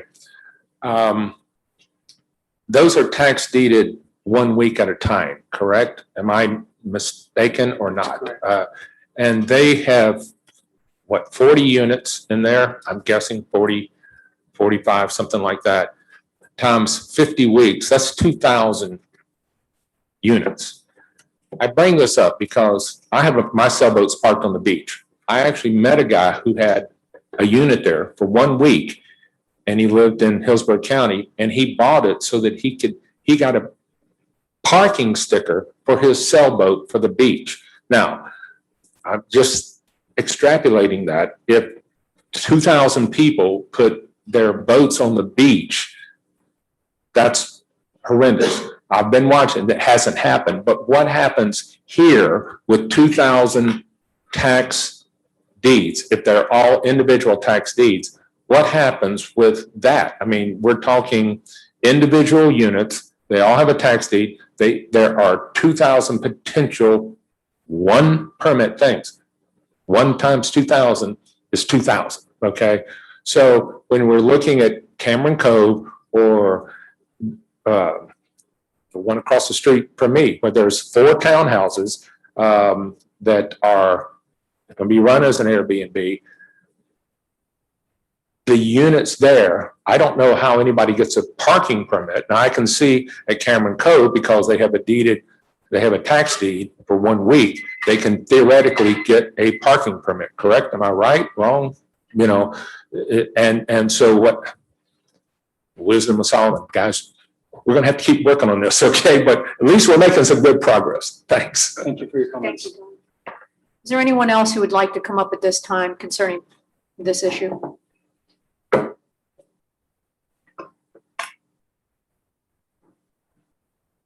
I couldn't even follow that. Nancy Obarski, 708 Beach Trail. Mine's a lot simpler. Thanks for revisiting this ordinance. You saved me from implementing what I refer to as the Nancy Obarski parking plan. And it consisted of me taking both of our cars every morning and driving them down to the 8th access and parking them there. And leaving them there all day. And leaving them there 2 hours after sunset, so 2 people are deprived of seeing the sunset. Taking the cars and putting them back in the garage, which was still in keeping with your ordinance, but it also gummed up parking spots at the 8th Avenue access. We do not have parking, and actually, I tried to create a problem. That's what I tried to do. I tried my damnedest to create a problem. I couldn't create a problem. So I guess what I'm begging you guys to stop this kind of stuff. I mean, as a beachfront property owner, honest to God, I mean, I had to replace my roof a second time. My cabinets are being held up with boards. I got the Army Corps threatening to take away the beach, and then this parking thing. And it's just too much. I mean, honestly, what Don said about the Airbnbs, I can't tell you the number of people that contact me that would love to buy my property for an Airbnb. And if you keep it up, that's what you're going to have, an entire beach full of Airbnbs. One of the things in this ordinance that I take great exception with, it says, it was in the memo from the city attorney to the city commission on April the 6th, it said, revised finding of fact to acknowledge scarcity of parking as a resource along the city's beaches and particularly within the city's beach accesses. And then I guess tonight's reading, the one that you were referring to that you finished today, refers to studies and reports conducted by the city administration. I'm definitely going to request those because, you know, I didn't even know this parking was an issue until this whole ordinance blew up. So, you know, I would take great exception to that. And I think I know the reason why that's in there, because that does give you a little bit of teeth to be able to discriminate or do whatever you want to do there. But I'm putting it on the record right now that I do not agree with that statement. And that's that. The beach belongs to all of us. And, you know, honestly, this ordinance served to divide the beach. I mean, it's beachfront property owners versus the other side. And that's not something we want to do here. So knock it off. Thanks. Is there anyone else who'd like to come forward at this time?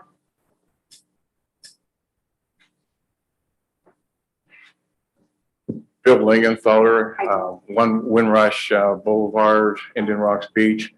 My primary residence is in Plant City. I do pay taxes, of course.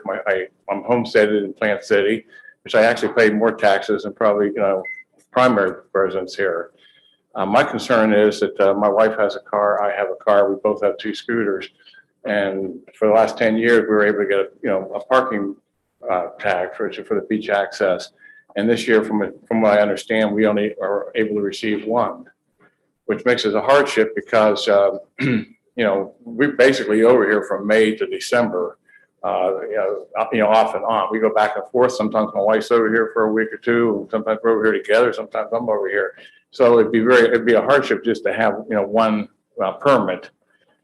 And also there's times that I don't take the car, I'll just take a scooter. And I know in the past, I would have a decal for my scooter. Which brings up another thing. I mean, a lot of times when I did have a decal, I would park in the golf cart area, which I'm not sure if that's allowed or not. I hated to take up a space, but I would do that. And I need to probably find out tonight whether I'm able to do that, in the future.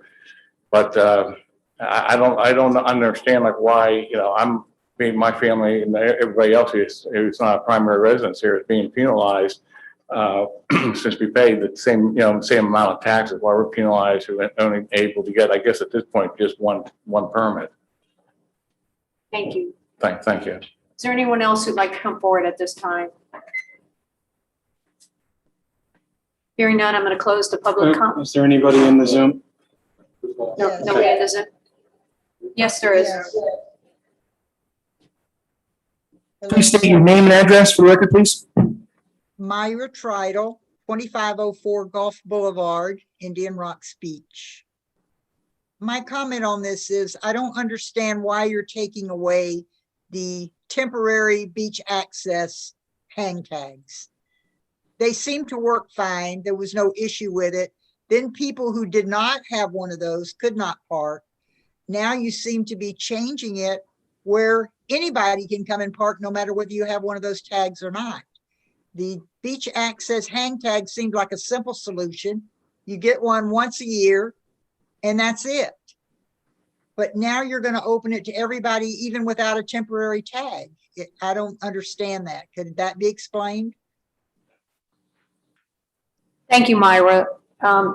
Is there any other public comment? Because then what I'm going to do is I'll go to Greg or Randy, who would like to, if there's anything you would like to address on any of the comments that were made today. I see no other participation, Madam Mayor. Thank you, Matt. Greg, would you, We've talked about this for a year. I don't have any more comments, but Randy, do you want to address any of the comments that were made? In as much as a resident just inquired about the hang tag point, I echoing the manager's sentiments would say that was the product of a lengthy discussion and back and forth and part of the policy-making process. Previously, there were other restrictions put on the hang tags, and then the consistent feedback, with the exception of a small contingent, was that the hang tags were unnecessary, an inconvenience, and an imposition because residents could not always get them when they needed them. Let's say if you had somebody arrive on a Friday night unexpectedly in response to an emergency situation, you'd not be able to get one, and it created unnecessary government bureaucracy, if you will, or further administration. So that was the genesis of that revision. Otherwise, I don't believe I have anything else to add at this point, Madam Mayor, and I would defer to the policymakers. Okay. May I say something else, please? Myra, I apologize, but we have closed the public comment at this time. You did not answer the question that I had. That was not my question. Okay, I do apologize that he did not answer your question. I'm sorry. Ed, do you have any comments at this time? Any of the commissioners? I do have some prepared comments that I would like to make, and so please bear with me. Over the past month, I've thought more deeply about some of the issues we're addressing tonight about residency and community and our responsibility to manage a peaceful togetherness on this island that we call home, vacation, business site, investment, or weekend getaway. We're on this beach by choice, and it's as close to paradise as I've found. And most of us share a desire to preserve and protect our island community. I've learned that such bonds don't lend themselves easily to definitions of residency, homestead, and the like. And I would like to thank the various members of the public and my fellow commissioners, especially Joe. You enabled me to understand that this parking issue is not as simple as it appeared to me at the outset. Again, this Saturday, I was stuck in traffic. Took about 40 minutes to get down Gulf Boulevard. And I had time to reflect on the profound changes that have come to our community. Some of it is good and some of it is challenging. And whatever one's opinion, it's clear to me that Tallahassee's deregulation of residential zoning laws has forever changed our town's footprint. Through emails and phone calls, I met folks who spend only a few weeks a year here, and yet their hearts and souls are partially or fully rooted in the sands of Indian Rocks Beach. So first of all, I'd like to apologize if I offended anyone in attempting to control the beach parking problem by reducing access to non-full-time residents. I supported an effort to try to control the disbursement of passes to the short-term rental operators, and I realized that that really only created frustration and division. The dangerous congestion that we have will not be solved by decals. We have too much traffic. We have dangerous traffic in our residential areas, and we have a perennial parking problem. Those are issues that we seek to address, and I think it'll be better done outside of the parking decal ordinance. The line between resident and non-resident is not as clear-cut. To me, it's obvious from the legalisms in this version of the ordinance. I think that the stated definitions of primary resident and non-primary resident creates a set of legal gymnastics that may be unnecessary and potentially divisive. And so I would like to reorient this ordinance to be more inclusive and seek to limit the number of decals to 2 per parcel rather than its current focus on resident definitions. Thank you. Are there any other comments for the commission at this time, or any comments to Ed and the comments that he made? Joe? Yeah. Just as Greg mentioned, I know we've been going over this for a year for honestly 61 parking spots. And I agree with Ed. I didn't think, or I wasn't, I guess, a fan of this in the beginning. Just because a lot of the, I guess, discourse we've had and people in the, have expressed, definite opportunities as far as mobility, things of that nature that we didn't address initially. I do like some of the provisions in this that, it does allow everyone access, to use Randy's word, as the privilege that we live here in paradise, right? We're talking about 61 spots at the beach. That's, it's a hard thing to complain about in my mind, given everything else. I am in agreement with Ed.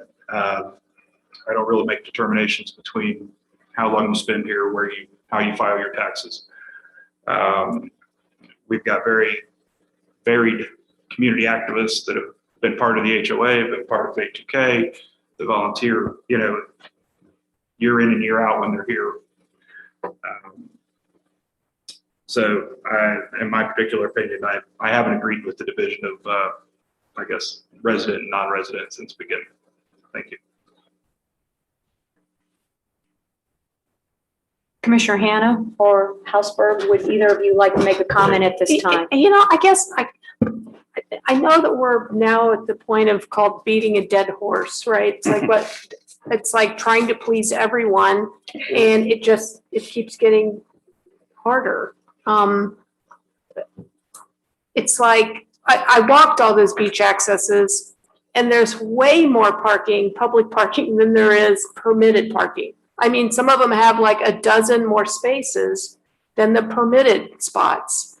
So it's not like you would drive down there, even if you wanted to take two cars, sir, there'd be one for the permitted and one for a non-permitted space. That there's parking there. Now, will it be there at 2 o'clock in the afternoon? I doubt it, on a Saturday. It's just not gonna be there, but it's like we're trying to measure grains of sand here. There's 73 total permitted spaces in a 2.5 mile stretch. And everybody feels so taken away from if they can't park in a permitted spot. And I know that a lot of us, we just walk to the beach. We don't even park over there. And even though I have a permit because I live here, I probably will never use it. And I think there's a lot of people like that. They won't end up parking there. That's my 2 cents. I just want to mention before Phil leads that at this moment, there are 1,308 resident parking decals that have already been issued for 73 parking spaces. I think that's an important comment to make. Phil? Yeah, I agree with that and Joe in terms of this has gone on crazy. I mean, we're talking about a 3-cent sticker. I know it's more deeper than that. It's what it represents. Like you, I walk to the beach and my wife doesn't even have a sticker, even though she's entitled. She walks everywhere. So that's another story. If you know what you're not talking about. So I don't have a problem with that because the way it's going to fall out is you got 73 spots. The higher and the more stickers that you have out there, the less opportunity you're going to have to get a parking spot. So it's not trying to say somebody is better than somebody else or pays more taxes. That's not the point here. You still get the other services. But to move this thing along, I don't have a problem. Give anybody 2 stickers per parcel and be done with it. You try to solve the problem. It's not going to solve the traffic. We've got a traffic issue here, but it's going to make people feel good. Ed? So the change that I was proposing does affect the current code because the way the code is written now, if you are in something called a primary resident category, there's really not a limit to the number of decals that you can receive. Whereas if you fall into the category of property owner, you may only receive 1 permit. So I was suggesting that there's a give and take on both sides. There's very few number of people who have there's very few primary residents who have more than 2 parking decals. Greg sent a report out. I think there were 30 or 40 residents who had more than 2 stickers. So it's a very small number. So the proposal is to cap all residents and property owners at 2 parking permits. So I believe the impact will be the issuance of additional decals. I think whether we have 1,300 or 2,000, it doesn't necessarily change the likelihood that you'll be stuck in traffic and have a hard time finding a parking spot at the beach. But if it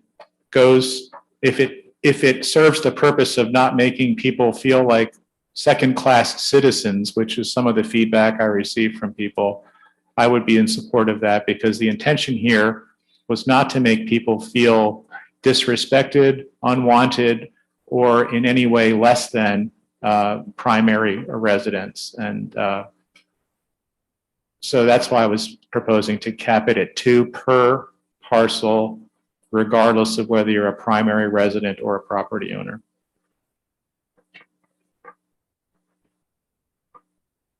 I'm going to look for a motion at this time if there aren't any questions. And if you would like to make an addition or changes.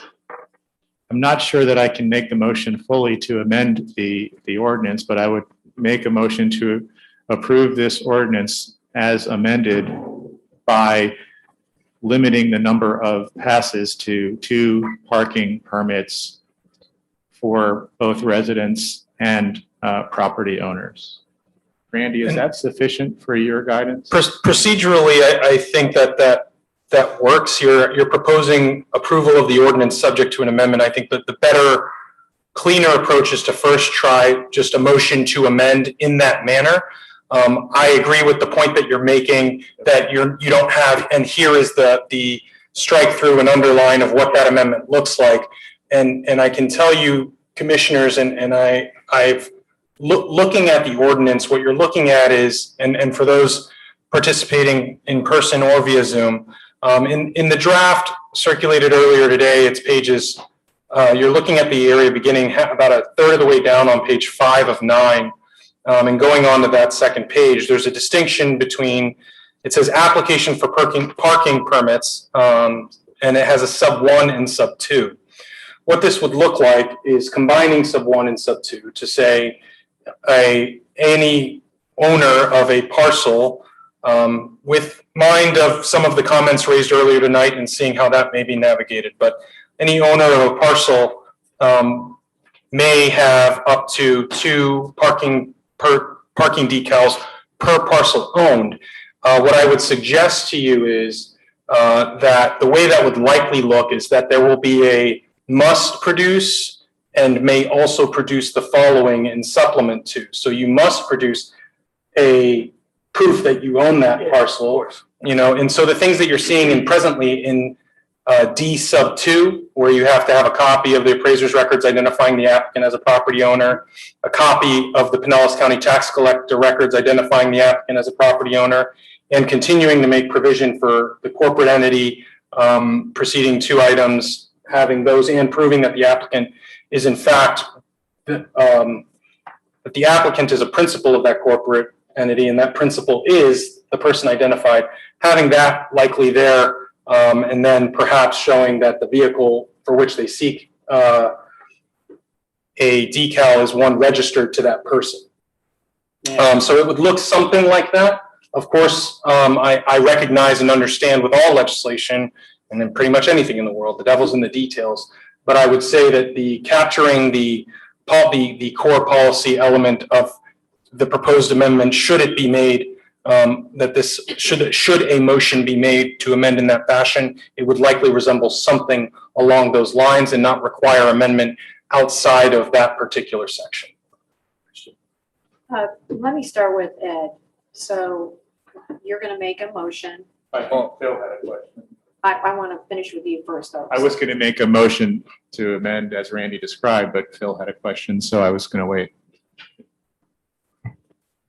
Just one real quick question to Don's point about the Cameron Cove or wherever, where they've got, individual deeded properties for 1 week.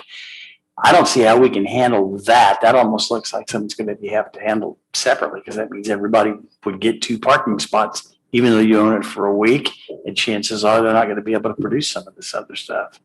Well, that's Is what that it accurate or not? sounds like to me, is that we're gonna put 5,000 decals out there for 73 parking spots. Try the lottery on Saturday night. You got a good shot. Yeah, I'd have a better shot at that.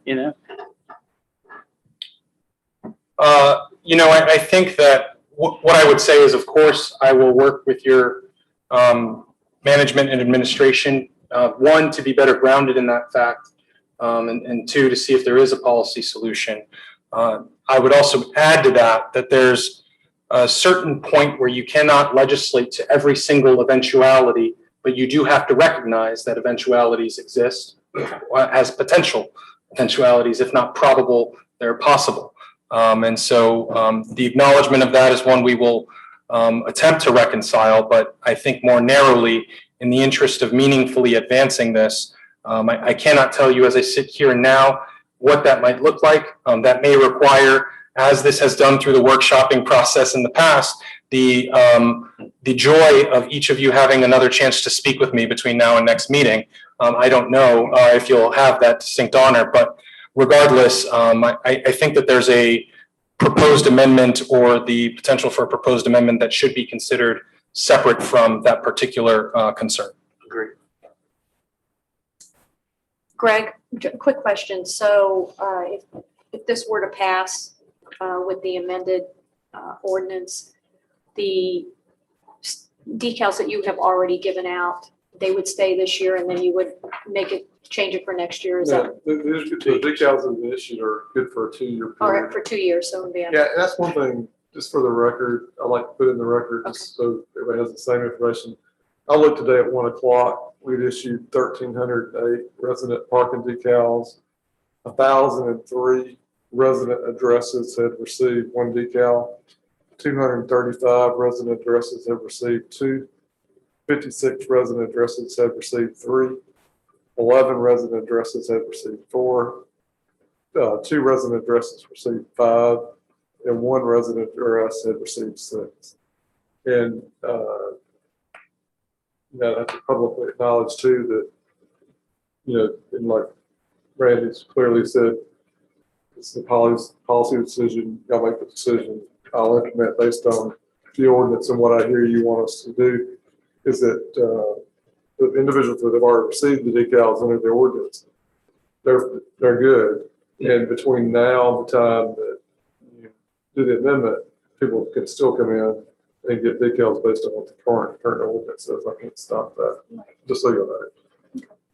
Makes sense. Are there any other questions before I go back to Ed? Commissioner Hoffnagel? Okay, Commissioner Hoffnagel.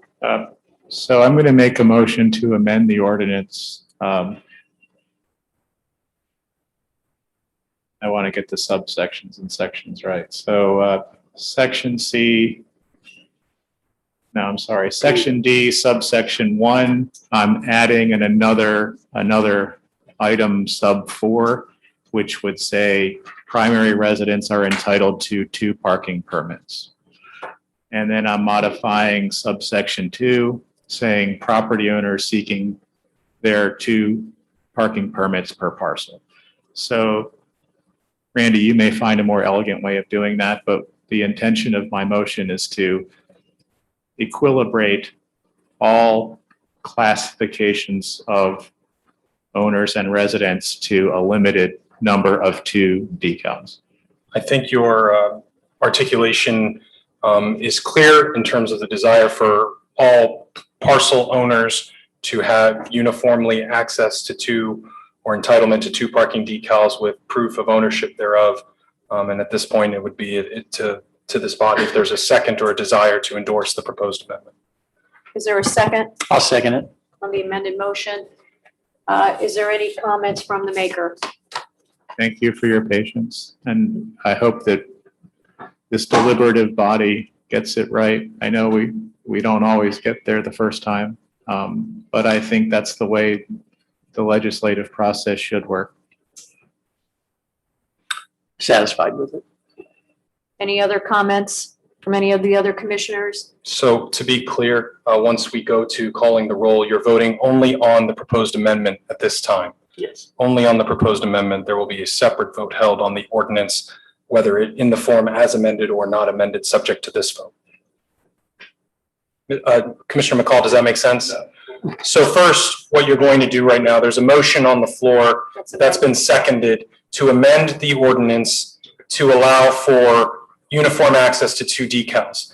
If that passes, you will then at some point consider a motion to approve the ordinance as amended.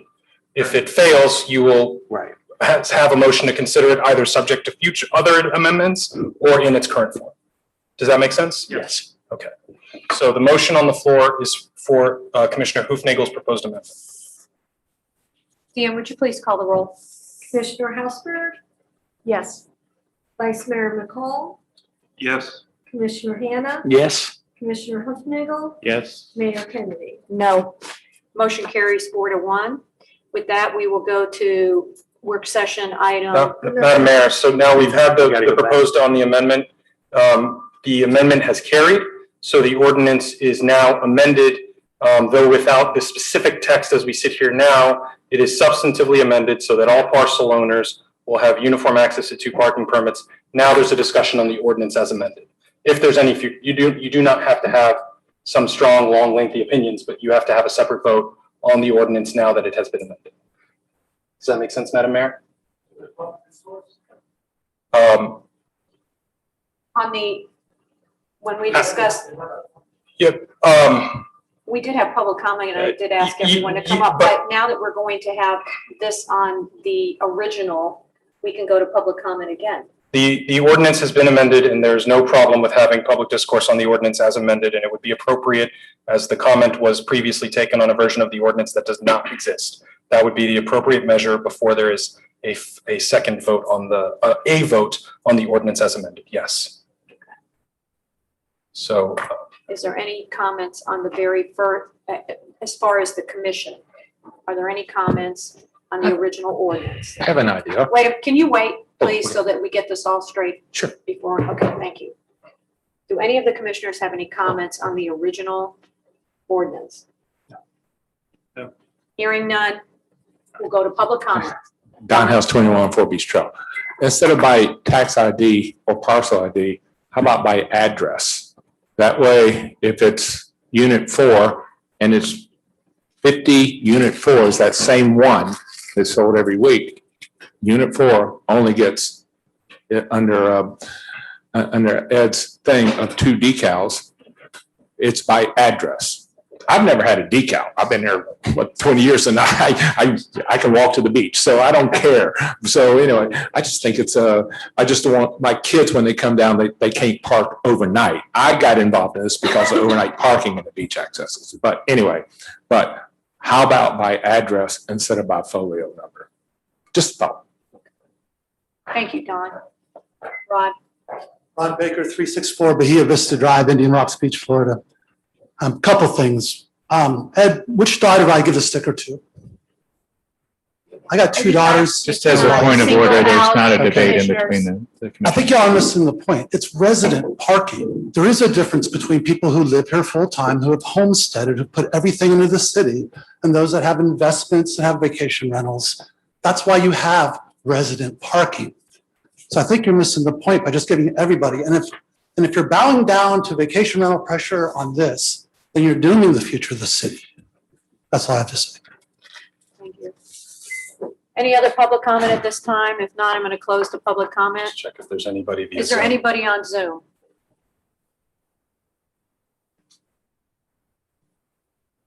Matt, is there anyone on Zoom? He's asking. I just released the ability to unmute yourself, so would the Zoom audience like to unmute yourself and make a public comment at this time?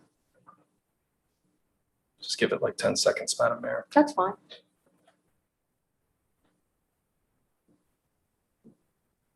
This is Myra Trital, 2504 Gulf Boulevard, Indian Rocks. My original question was referring to the temporary tags that we had for overnight beach parking originally that you have done away with, not the ones you were putting in where you had to go to City Hall to get them, during City Hall hours. We used to have the passes. They were the hang tags that our visitors could use to park overnight on the beach access. That was my question, is why, or did we even do away with those? They seem to work fine. There was never an issue with those. As far as the stickers go, I only have 1 sticker. That's fine. I don't have a problem with that. So my children would use the temporary pass, but now it seems to be open to everybody. And with this sticker now, can we as owners park in any parking place, or is that decal just for that decal space? Thank you, Myra. Are there any more comments on Zoom? Matt? No, Madam Mayor. Thank you. We will close the public comment. Is there anything that you would like to address? Again, as a function of parliamentary procedure, I just want to explain, this body has now voted to amend the ordinance in the form discussed exhaustively. You will be voting on the ordinance as amended when you next move, unless one of you has some other proposed amendment. I apologize if any member of the public feels that their concern or inquiry hasn't been sufficiently addressed. Suffice to say, the how and why of the particular hang tag inquiry is a matter that has not been discussed at any length tonight. It has been established in this and previous versions. That was as the city evaluated the various ways that it could streamline its administration of parking without creating unnecessary or redundancies, unnecessary administrative process or redundancies. That was one of the things it eliminated. And I apologize if that's somehow inadequate. It is the explanation at this time. As it relates to anything further, I stand ready to answer any legal questions you may have on the ordinance. As the policymakers, the ordinance before you presently has been amended so that each property owner or parcel owner, however that may be distinguished, has an entitlement to should this ordinance pass in its current form. Thank you. Is there anyone else who would like to make? I have a question. Yes. How long has permitted parking been around? How long has it been here on IRB?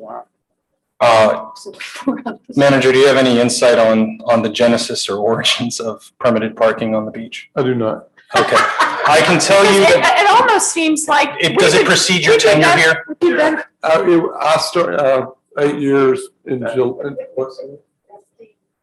Dane Howell's been here. A long. That's a scientific number. He said a long time. That's the answer I gave. It's been here a long time. It's been here. Spartacus had one on his chariot, I think. It's been here a long time. There's always been issues associated with the issuance of decals. And that's why over the years, everybody was included. You can get unlimited amount of hang tags. This is kind of like the Wild West.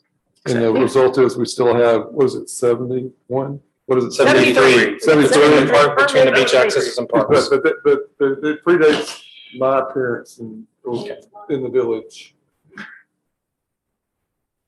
And what happens if we just get rid of it entirely? Well, let me say this about that. Let me give you a couple of examples. About 2 years ago, 3 years ago, we decided to go with a more decorative decal. It's probably the biggest mistake I've ever made in my life. Because we literally have the people that come in City Hall saying, I've never gotten a decal, we'll never use it. It's got the palm tree on it. I want one of those. And that's kind of that's why we get into, to specifically answer your question. I've lived here long enough where I know that people love 2 or 3 things about the Indian Rocks Beach. They love the beach for all the reasons Ed said. They love the solid waste workers and they love parking decals. And if you think you had trouble with boats and manatee zones, try to eliminate decals and see what happens. It will not go well. Okay, then. We have, So I'd like to make a motion to approve the ordinance as amended. is there a second? I'll second it. Deanne, would you like to call the roll? Commissioner Hopper, Yes. Vice Mayor McCall, Yes. Commissioner Hannah, Yes. Commissioner Buchnagle, Yes. Mayor Kennedy. You can still, you voted no on the amendment, but you can vote however you wish at this time. There's nothing that binds your vote either way. It is your legislative discretion how you vote at this time. No. Motion carries 4-1. This has been approved on first reading. When we get to second reading, an ordinance is advertised in the paper by title only. At that point, we will, of course, the amendment will need to follow on an more expedited schedule than what you saw today. And for that, again, I apologize. And if it gets pushed, then you'll be informed of that as well. I just think that the point about the address was something that's probably worthwhile for you to think about. Thank you. Are there any work session items? We are on agenda item number 8 at this time. Hearing none. Other business, two things. Just want to let everyone know that I will start Monday with the mayor on the first Monday in June, which is June 7th from 4:30 to 6.